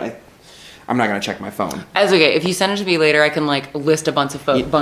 No, I'm just gonna say it. That way you don't have to look it up right now. Okay, that way okay. you don't have to do the work. Yeah, no, that's fair. You know what I mean? So I have some artists that I'm going to talk about later. Bill Collins. Bill Collins. And Okay. his name is Bill. He sat down next to me and was like, "Hey, are you Donte of Earth Nation?" And I was like, "Yeah." He goes, my group and I, my students and I, we do like glaze safety testing, and you know, we were testing your Lumos glaze, and I was like, someone from a school that is a professor who has students is teaching people about and testing with my glazes. Oh my God. And he's like, yeah, and I got scared. I said, I said, is there something wrong with it? He goes, no, it's fine. It's a food safe glaze. He goes, but we saw a combination of Randy's Red and Lumos that we really liked, but there's 5 different variations of Randy's Red, and we don't know when you're using. I can only figure out that you're not using Sue McLeod's Cedar Hill version, and that's about it. So texted the wife, said, can you go through the garage and find my recipe of Randy's Red? And nice. gave it to him, and I was like, wow, people really be like following my research to the point where they're testing it themselves in their schools. That's so freaking cool, Which dude. is wild. That's awesome. Insanity to me. Hell yeah, dude. I'm so stoked for you. My dick was so big. Oh my God. My dick was so big. And I got to talk to him as if I knew what I was talking about. Yeah, And yeah. he Well, spoke- because you do. Yeah, he said the next glaze he's going to test is the Urabium glaze. I have a pink glaze, Majimu's pink. Mm-hmm. And he's like, yeah, we have to test the limits on that because nobody uses Urabium. Or Urabium. I call it Urabium. It's Urabium, I'm sure. But it just makes pink. Yeah. And he's like, no one uses that. So now I have to order a specific test for this mineral to see the limits on it, to see if it's food safe, because we're testing that one as well. And I'm like, oh, that's so cool. Hell yeah. I feel like I had a similar sort of moment when I went to the podcast after that, which was, it was like at 4:30 or something, but it was sci-fi and world building in art. Right. And I was like, oh my God, this is like, I have to see this. So I'm going to, like I said, I don't have my bullet journal with me. I wrote down the artist name, so I'll leave them in the show notes, who they were. But it was awesome because like they got up there and like I heard them kind of chatting like before the podcast actually started about like Dragon Ball Z. Yeah. And I'm just like, I literally texted you. I was like, Donte, you got to get here. I couldn't do it. They like DBZ. I couldn't. Yeah, I was already in my Drake album. Yeah, no, you were like done, which is I totally so respect. sorry. Yeah, no, oh my gosh, no, I was more just like I think you would enjoy this, but it was really cool because like they were essentially they talked about a lot of different things within that whole topic, like I'd say especially bringing up how, you know, again for like indigenous folks or like historically repressed peoples or underrepresented people, how there's just not any of that in institutions and sci-fi, and you know, anyway, just talking about narrative. And what I thought was really cool about it, and like part of why I was so excited about it, is because like I was like, oh my God, I feel like these people are talking about like where I sort of, well, like, it's like, I wish I had known that these kind of people were in like the art world, because between the 4 of them, like there was like, what is it? PJ Anderson, I think was her name or their name. I'm actually not sure what her pronouns are. But she was talking about, like, so she makes like suits of armor out of clay. Yeah, like 6 foot tall. For like cosplay? No, not for cosplay. As art, as like capital A art. That's awesome. It's yeah. So between her and like the other artists, you know, it was just this really interesting combination between the 4 of them of, you know, seeing how geek culture and like gaming and sci-fi and like all this stuff influences like their lives and their work, and also like capital A art, and how like narrative plays a role in creating that conceptual kind of work. And so it was really cool to see like, oh, this is like that niche of where I wanted to find myself when I was in college, of like, you know, like you wish you had that. I wish I had that. Yeah. And I'm so f***ing stoked that they were there, because it was like, this is like, I didn't know that this could be a thing. Like, because again, my biggest issue, especially in college, and I actually was kind of cool because I brought this up as a comment, was that, you know, and like y'all listening have heard me say this before, but again, it was that frustration of being in college, wanting to make work that had the sort of visual language of sci-fi and fantasy, but being given the impression that it wasn't good enough to be considered art. Like capital A art. Capital A art. Yeah, exactly. Which, you know, we've talked about that being bullshit, but like, yeah, it is weirdly enough the game that the art world plays, whether we agree with it or not. Yeah, and we're trying to move in that space, yeah. It's definitely dynamic, and one of the artists actually said like, yeah, those kind of questions are old questions. Like we're done with that now. We're done with that now. Then I was like, bro, she like said, yeah, it was great. No, I loved it, and it was really cool because like the when I asked them like that question of essentially like how do we move forward, knowing that there's this weird dynamic, not weird, but like there's this dynamic of like how do we move forward, acknowledging that there can sometimes be a perceived gap and real gap between, capital A art and like the like industry of film and video game.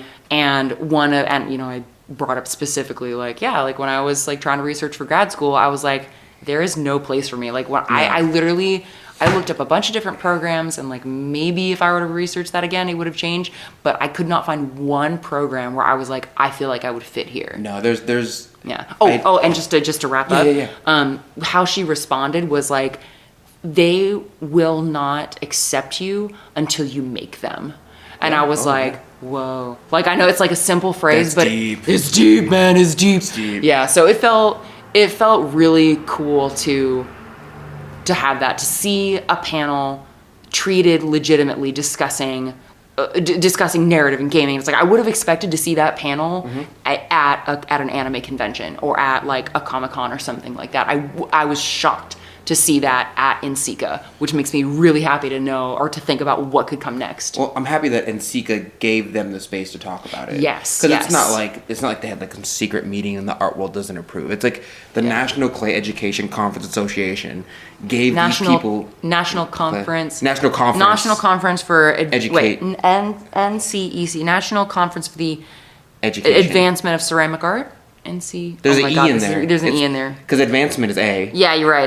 Education. National Conference Education. Oh my God, this is so ceramic, dumb. Of ceramic art. We've been here twice. This is nuts. Okay, listen. The conference. Okay. The conference. The conference. The conference gave people a space. It's just Oh, sorry. I keep interrupting. You're I good. keep forgetting. You're fine. The other thing with that too, Yeah. with them like making space for that, is that there were no white people on the panel. Like it was one person who appeared to be a woman. Like I gotta feel bad. I don't know her pronouns.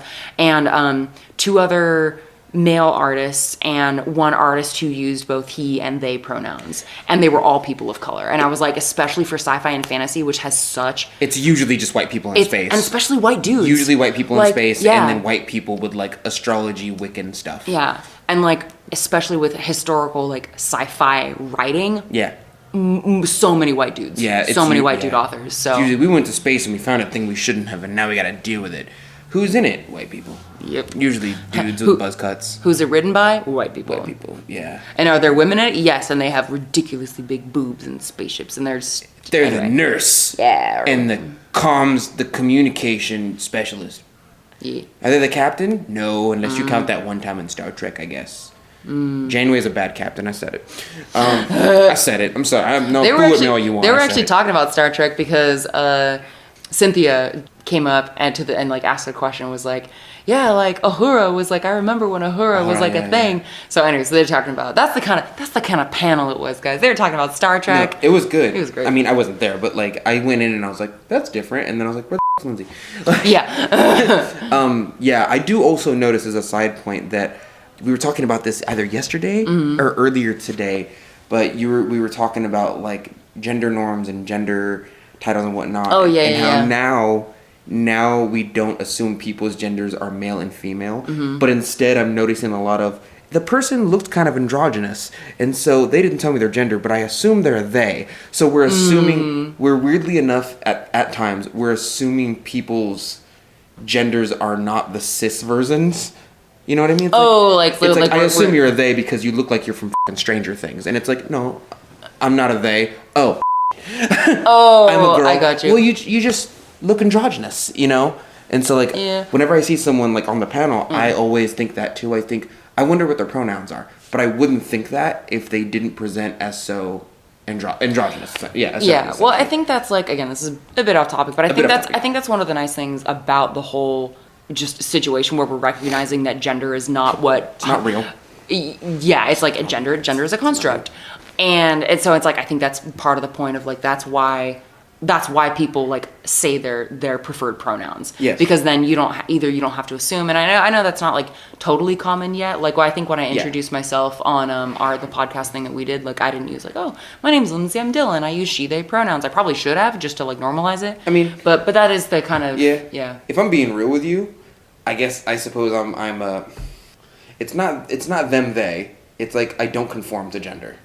Yeah, like I'm gender non-conform, but it's only because I understand like money, it's a social construct. Like if I had the choice to not use money and still live a life well lived, I wouldn't use it. It's just now the space is opened up to be able to just not use a gender. If you feel like it. Yeah. And it's like, Like, the universe doesn't care what gender you are. Society does, though. And society's the one who made the construct. Yeah. So you're trying to fit yourself in society in the best way you can comfortably. And so you use what gender pronouns you want. And I'm just like, I just don't... You call me whatever. You can call me a she. I still have work to do. I don't... Like, that doesn't affect my workload. The fact that you misgendered me. So, like, I don't... It doesn't matter to me. So I'm not even androgynous. I'm just gender non-conforming. And that way, I don't care what gender you use for me. You know? Hell yeah. If that makes sense? I think so, yeah. Yeah. I think I don't care so much that whenever I present myself, I'm not like, here are my pronouns.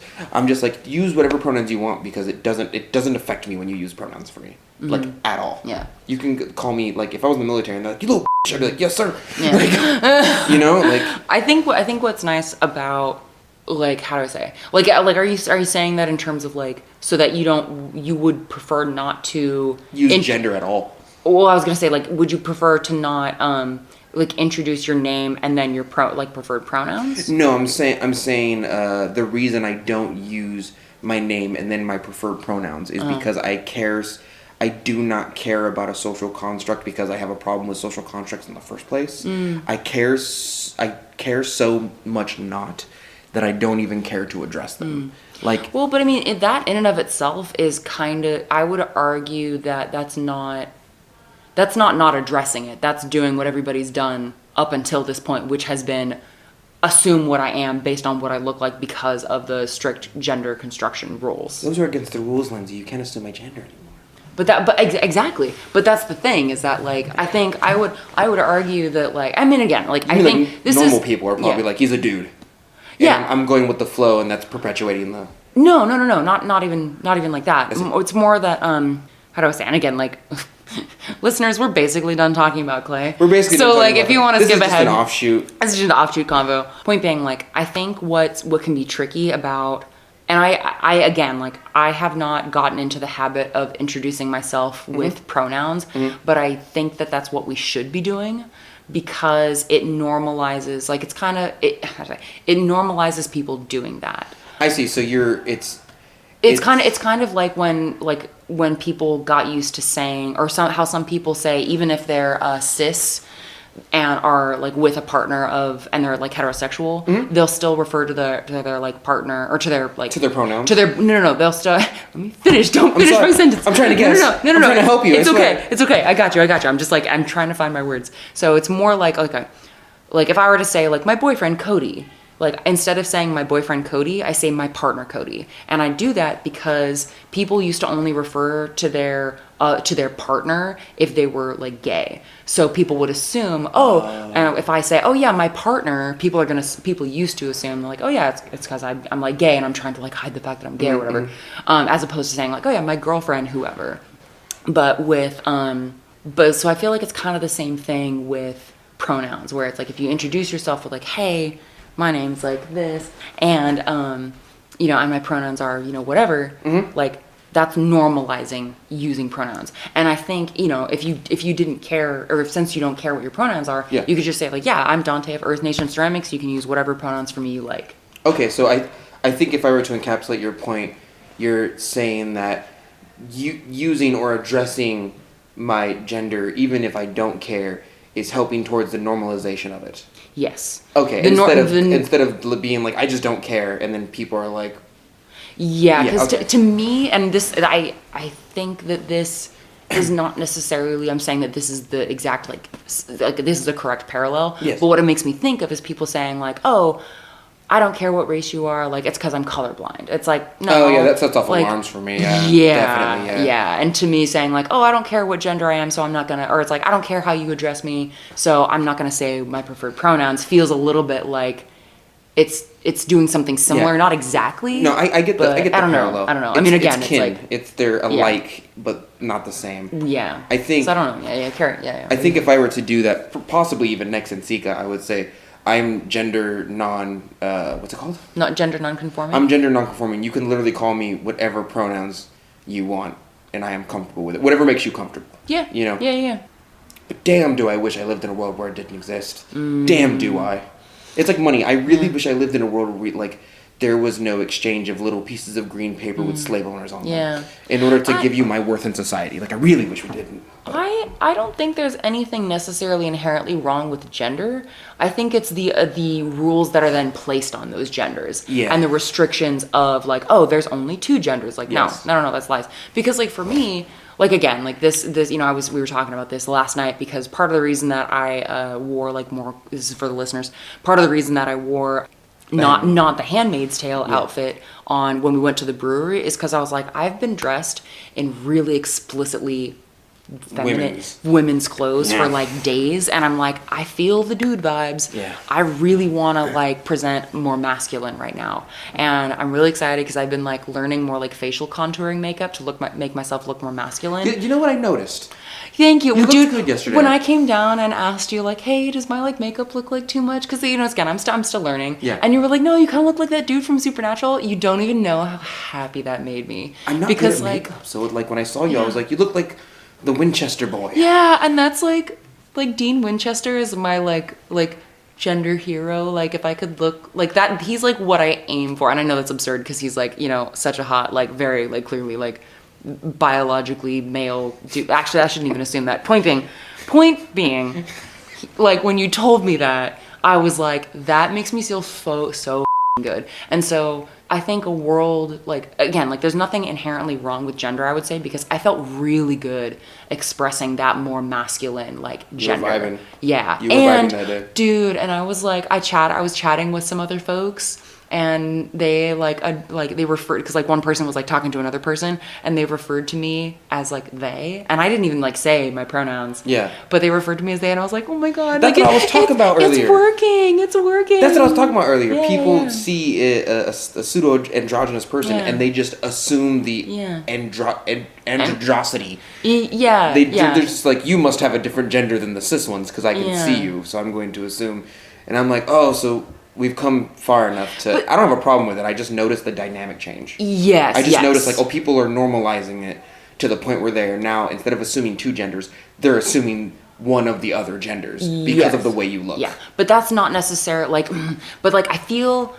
What am I trying to Lived say? it, Lindsay. No. But I think what's interesting about that is like I could see there being an argument where then it's about like, oh, assuming they them as a pronoun instead of he or she is just as bad as assuming he or she. But I think there's some nuance there, and I'm not really Yes. I'm not fully sure. Yeah.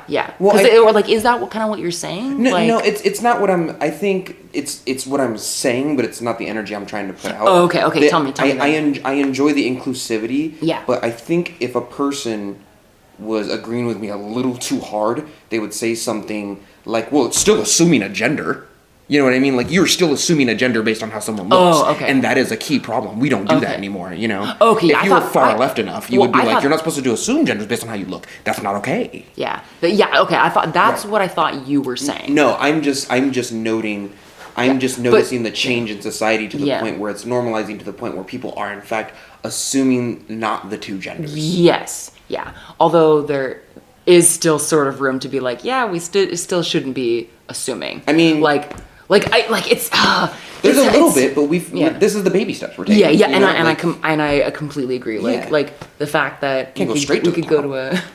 I mean, we could, but We could. No, we can't. And that's the thing. Like, if that could have been a situation where those people conceivably could have started to speak to me and be like, oh, like, what are your preferred pronouns? Because I've Yes. had that happen. Like, I went Yes. to this was a couple years ago. I was with some other art friends who I hadn't seen in a long time, Mm-hmm. and one of them was speaking about me to another person, started to say she, and then said, oh, actually, I'm not sure what your pronouns are. Yes. And I was like, oh, you know, she or they, and he was like, okay. So like that's a situation where like I think we're both agreeing that things are getting better. We're saying it different. That's all. Yeah. Things are getting better. There's still a thing about assuming a gender, but there's also still a thing about like it's okay to ask, and also I got to effectively execute the dude vibes that I was wanting to, and it felt so good. Donte approved. Dude. Dude vibes. Yeah, it felt so good, dude. So it made me really happy. I'm glad you enjoyed.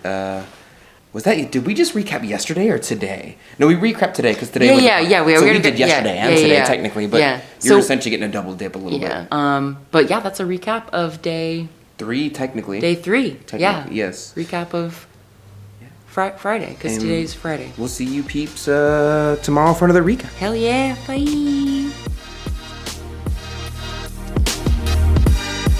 Okay, it is now day, I want to say 4? I think so. Because day 0 was the flight. I don't even think we did a debrief on day 0.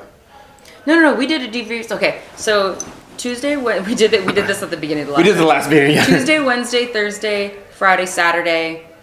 Today's Day Friday, 4. so we are on day 4. Yeah. And today we started our morning with the meetup at Black Coffee in Ohio. Mm-hmm. That place was great because we went there the day before that as well to like have a little stop. We tried to go get boba and then It was yeah. So yeah. Leah Harvell has been a patron of mine for a long time. Same. Like Contacted us on Instagram. Yeah. But basically, yeah. So Leah wanted to get us some boba, and we were gonna go get boba, but it was too far away and it was too cold. It was hella cold. Yeah. So we stopped by this coffee shop, and it was like, oh man, this place is awesome. And it smelled really good in Yeah. there. It smelled excellent in there. Yeah. And it was very simple because it was like we served coffee and muffins in different forms. yeah. Sit. Yeah. And we had been talking about figuring out where to have our little get together for basically folks who wanted to see us, wanted to say hi, but like we hadn't either been able to make time for or hadn't run into yet to basically be like, hey, you want to come say hi and hang out with us for a bit? Like, we're going to be here. Come say hi. Yeah. Yeah. And it was really fun. Like, I know I ended up spending, I need to look up her name again. Ruby. And so I guess I'll just use their Instagram names. So Dryad Tea. Hold on, I'm just gonna make sure I got this right. And they own a tea shop. Yes. So Dryad Tea and Pottery. So she came. We chatted for a while. Elizabeth Young from Ceramicon chatted for a while. Elizabeth Young. Leah Harvell came, and anyway, and then who all did you chat with? Sharon. I'm pretty sure her name is Barker. She is one of my patrons, but please forgive me if I butchered your last name. Yeah. If it's like Barker or like Baker or something, I don't know about it. But she... Oh, yeah, no, sorry. What's up? No, go ahead. She came by and she pretty much was like, I came to Ceramicon just to ask you a myriad of questions.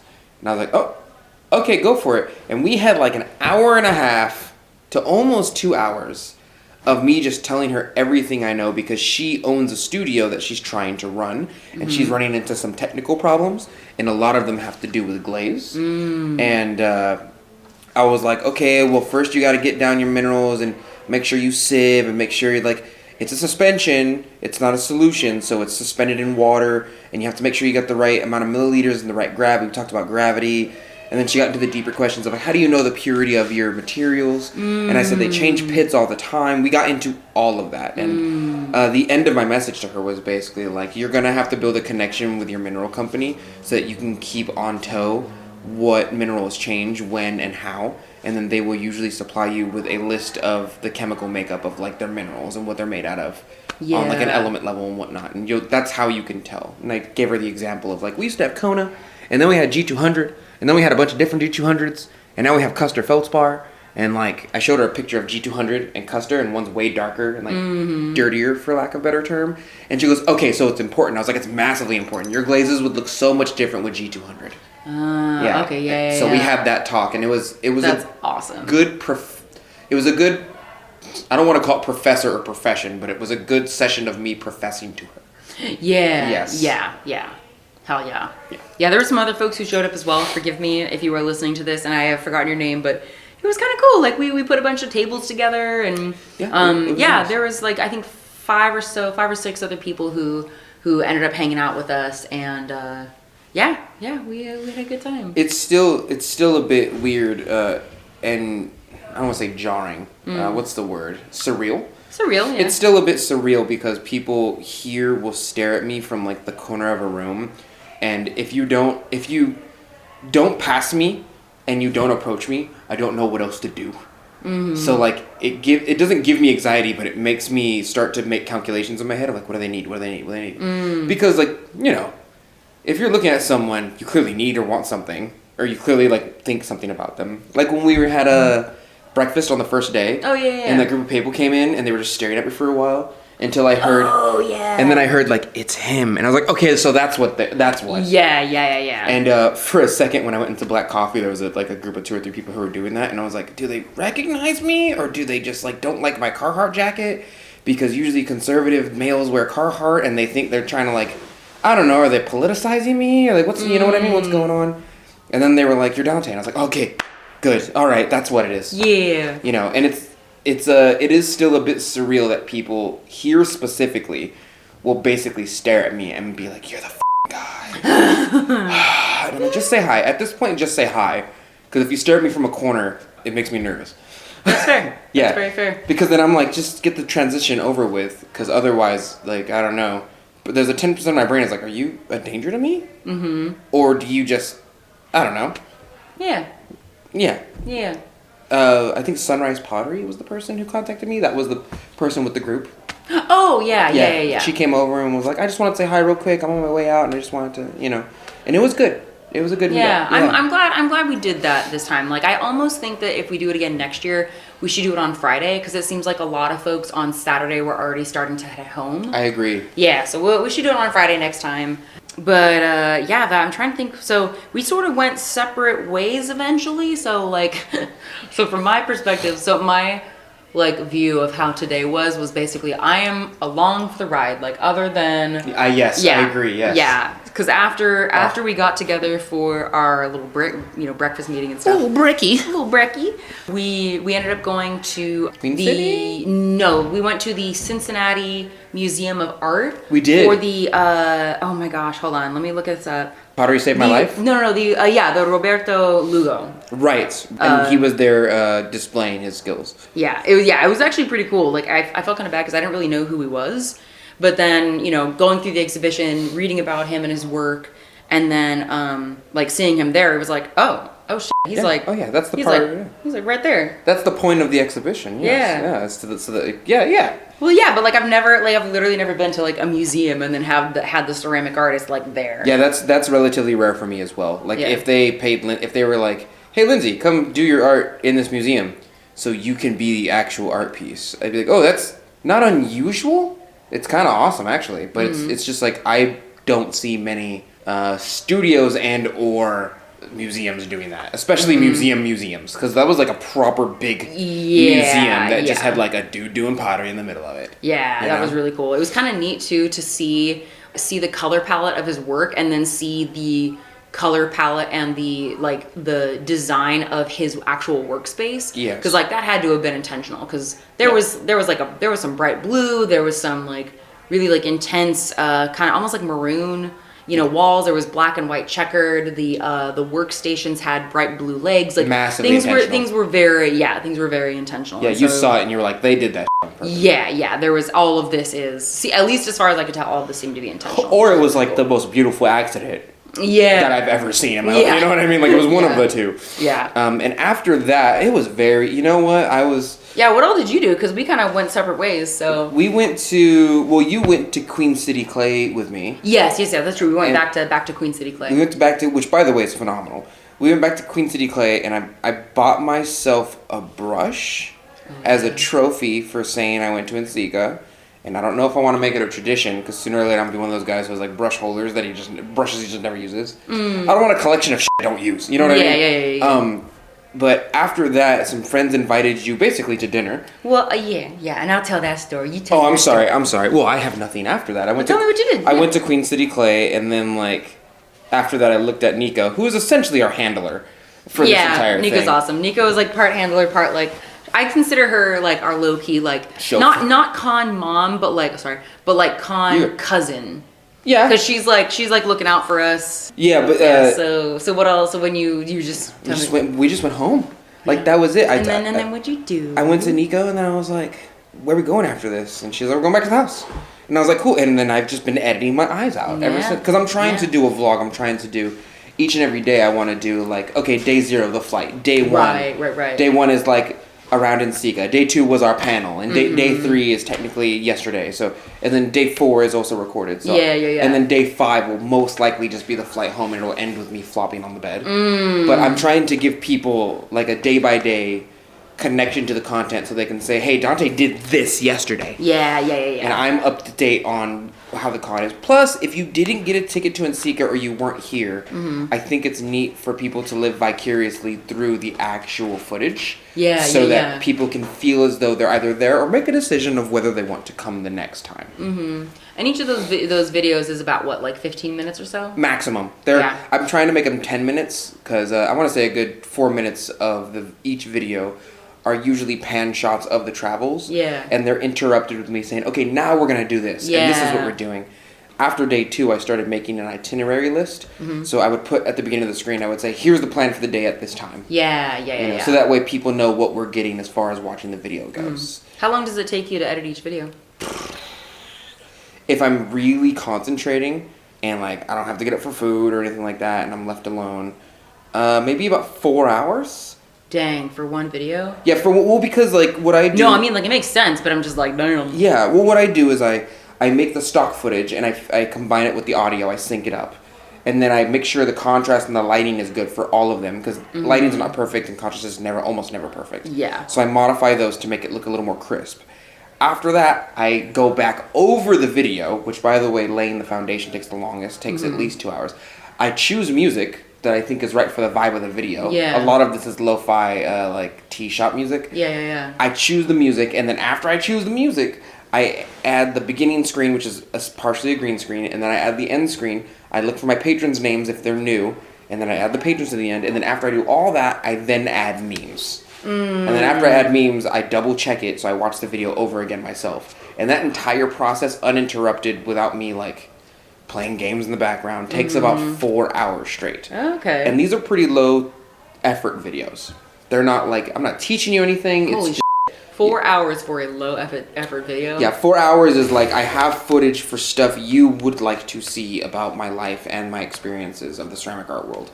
And I just added music and some funnies, and there you go. Your funnies are funny. Yeah. Some people in the house found my Instagram, my TikTok. I gave it to them essentially, and they're busting up. And I'm like, okay, so they're funny. Yeah, no, you're funny. You're funny, dude. It's a good barometer. Yeah. Because to me, I'm just like, that's not funny. That's just true. But people are like, it's funny and true. Yeah. And then after that, we went our separate ways after Queen City. Yeah. So I had been. You left me. I did. I apologize. You abandoned me. Oh, I think you'll survive. I'll survive. So. Part of the reason I went off on my own was also like, I wasn't in my Handmaid's Tale outfit, so I knew you wouldn't be as worried. Yes, that is true. I was not as worried. Yeah. So I had been wanting to meet up with some folks who I met for the first time last year, including Nivia, who gave a presentation on Thursday, if I remember correctly. Because ours was on Friday, right? No, ours was on Thursday. So it was the day. Oh, so hers was on Wednesday. It was the same day. Oh, same day? Yeah, because we went to hers at 1. And then ours was at 2:30. That's right. And I remember thinking like we have to leave this at like 1:40 or 1:50. Yeah, that's right. We got to be there at 2. Yeah, that's right. So it was her, and I guess I feel a little weird saying the names of like the other folks. I guess, but I don't know why. It's probably fine. But point being, I met up with some awesome folks, and we basically went back to their hotel, hung out for a little bit. It was kind of fun. We had some like really interesting conversations about like racial stuff, to be honest. Like we talked a lot about like NCECA, about like how, it was really interesting that for both our podcast panel and for the other panel, like it was a full room, but for the panel that was all about and for podcasts hosted by people of color, there was like hardly anybody there. I mean, technically speaking, the field is dominated. Yeah, and that's kind of what we were talking about, is how like potentially we could find, or potentially basically how NCECA could find ways to bring more attention to these either emerging or just less well-known podcasts hosted by like folks of color, if they're going to continue doing the NCECA podcasting room. Yes. So we talked like a lot about that. And just kind of caught up, and it was really nice to we went out to dinner, and then they were kind enough to give me a ride back to the house. That's very nice of them. Yeah, super, super nice. Yeah. But it was kind of cool because like, I don't know, there can be, sometimes I feel like when I'm meeting people at the convention hall or just kind of out and about and just very quick interactions, I feel like it can be hard to, or it's like sometimes I can, like, because I am actually very energetic and excited to like, oh my gosh, like somebody recognizes me Yes, or whatever. yes. It's, it's exciting. It's fun. So I'm very like high energy and very like, very high energy. Yes. And sometimes I feel a little bad about that because I'm like, oh, like I want people to get to like know me and not just like get to know my my persona, I guess. Yeah. Because like I try and be as genuine as I can be online. And sometimes I'll play up like certain parts of my personality more, but I try and rein that in when I notice myself doing that more. Yeah. So it was cool to like have these people that I had met last year. We had exchanged photos. We had done like a bit of a like group chat thing for a while. And then getting to like reconnect on a much more slow paced level was really cool. And it again kind of like intensified that point of like, yeah, like the friendships and these connections that we're building at NCECA are really special. And it's really cool to coming back for the second year to get to reinforce those connections as much as I'm also making new ones with like being here at the house and meeting all these so many other ceramic artists. So yeah, being here at the house, and I'll reiterate what we said yesterday, is a phenomenal experience. It's probably the best, and I do understand that it's highly catered, but like it is one of the best experiences I've had. What do you mean highly catered? Catered as in like we essentially have our own floor with like our own kitchen, and our own TV, and our own living room with a pool table, like, and like nobody else comes up here. They all stay down there and drink, and even then we have like our own rooms. Drinking that much, to be honest. They're not drinking that just much. Hanging out. Yeah. They're not drinking that much, but when I go down there, I'm like, ooh, I got some red faces. And my brain is just like, I'm good because red faces usually want to social interact, and. Yeah, I just don't want to give people the impression that we're like at some crazy party house, No, we're really not. They're actually fairly tempered, to be honest with you. Yeah. It's just I'm just not much of a drinker because like it's like the math is off, right? When you get to know someone, there's a certain amount of social cues and pressures and body language that they've set based on how they want to be perceived or interact with society. Yeah. And like when people drink, those go out the window. So I go downstairs and I'm like, well, now all the math is off. Like now I have to recalibrate all that, man. And then I'd much rather not do the math, especially after a day of tiredness. But I feel kind of bad that I didn't get a lot of footage of more museums because my understanding was that we were going to like 3 or 4 museums and we were going to do, for lack of a better term, a museum crawl. Yeah. But it didn't end up like that. So the YouTube channel is essentially just going to get like the meetup, one museum, and then I'm be like, all right, and then I went home. Like, gang, Yeah, I mean, this should be fine though. Like, I mean, there again, folks are, I as we wrap up, not like or as we wrap up like the whole experience, right, of NCECA, obviously we're gonna have one more day tomorrow, which we should probably do like at our layover maybe, or like as we're walking off the plane, or so I don't know. We'll figure it out. We'll figure out what time to do it because then your mom will pick us up. We do have a 2-hour layover, so a 1-hour layover, so it shouldn't be too hard. Yeah. I thought that I would do it. I'm dumb, right? Because like planes aren't as loud as they used to. Planes are getting quieter, and my perception of planes from the ground level to the sky was like, oh, I don't hear it because it's far away. So planes aren't that loud when you're on the plane, but when you're on the plane, you clearly hear the giant machine jet hum. Oh yeah, it's loud. So for some reason, I was like, yeah, Lindsay, we'll just do the podcast on the plane. When you said that, I'm like, oh, honey. Yeah, exactly. Yeah, and then I was like, I clearly don't fly that much, And well, then also I think it would have been weird to like we would have had to be really close and talk like this because we wouldn't want to bother the other people on the plane because nobody talks on planes. Yeah. Which is fine. It's true. Anyway, yeah, so it would have been, but I mean, I don't know. I'm proud that we've been able to be consistent about doing these recordings and then it's just going to be me. We have so much content. So much. We have so much content. I'm almost like, part of me wants to break it up into 2 episodes because, I'm basically, so it's going to be kind of crazy is between, so there's NCECA, right? Yes. And then at the beginning of April, I'm going to Sakura-Con for about a week. Okay.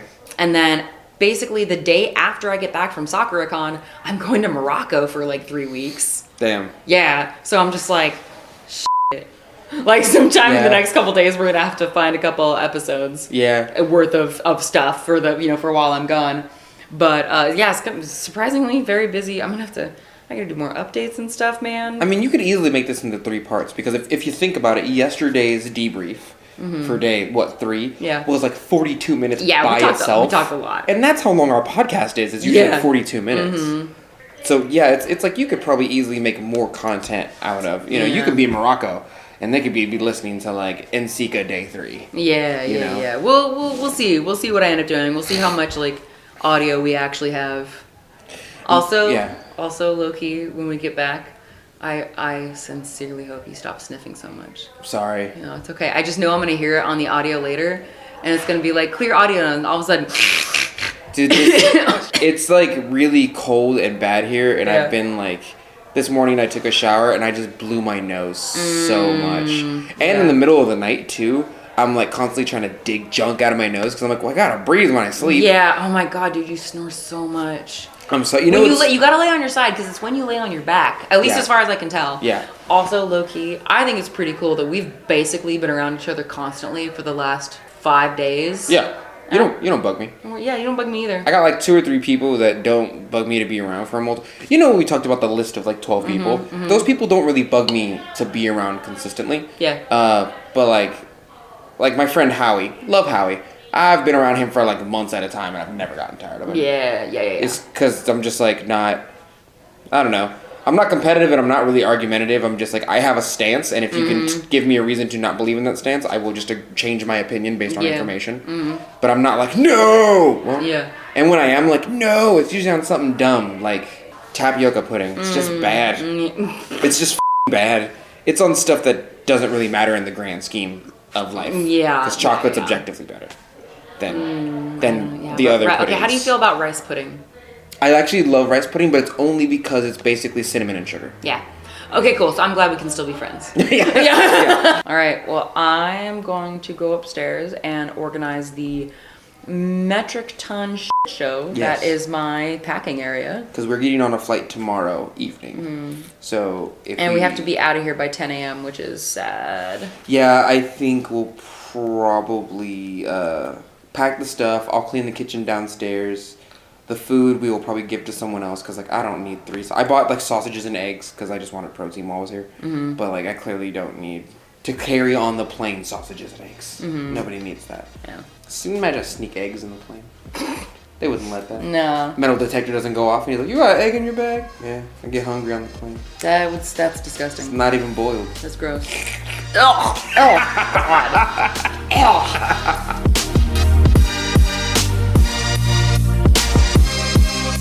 And that's it for today. Thank you for listening to The Mud Peddlers with Lindsey M Dillon. And Donte of Earth Nation. Want to say hi and see what Donte and I are working on in our studios? Check out the show notes for links to our websites and social media below. You can find me at lindseymdillon.com. That's LINDSEY, M as in monster, DILLON.com. And on Etsy, Instagram, and Facebook at Lindsey M Dillon. And you can find me at Earth Nation Ceramics. It's spelled exactly how you think it's spelled, but you can also find me on my Facebook fan page and Instagram at the same name at Earth Nation Ceramics. If you enjoyed hanging out with us today, or you have a question or topic you'd like us to discuss, take a second to rate and review the Mud Peddlers in Apple Podcasts. It helps our podcast reach new listeners, and we really appreciate the feedback. Thanks again, and we'll catch you next time.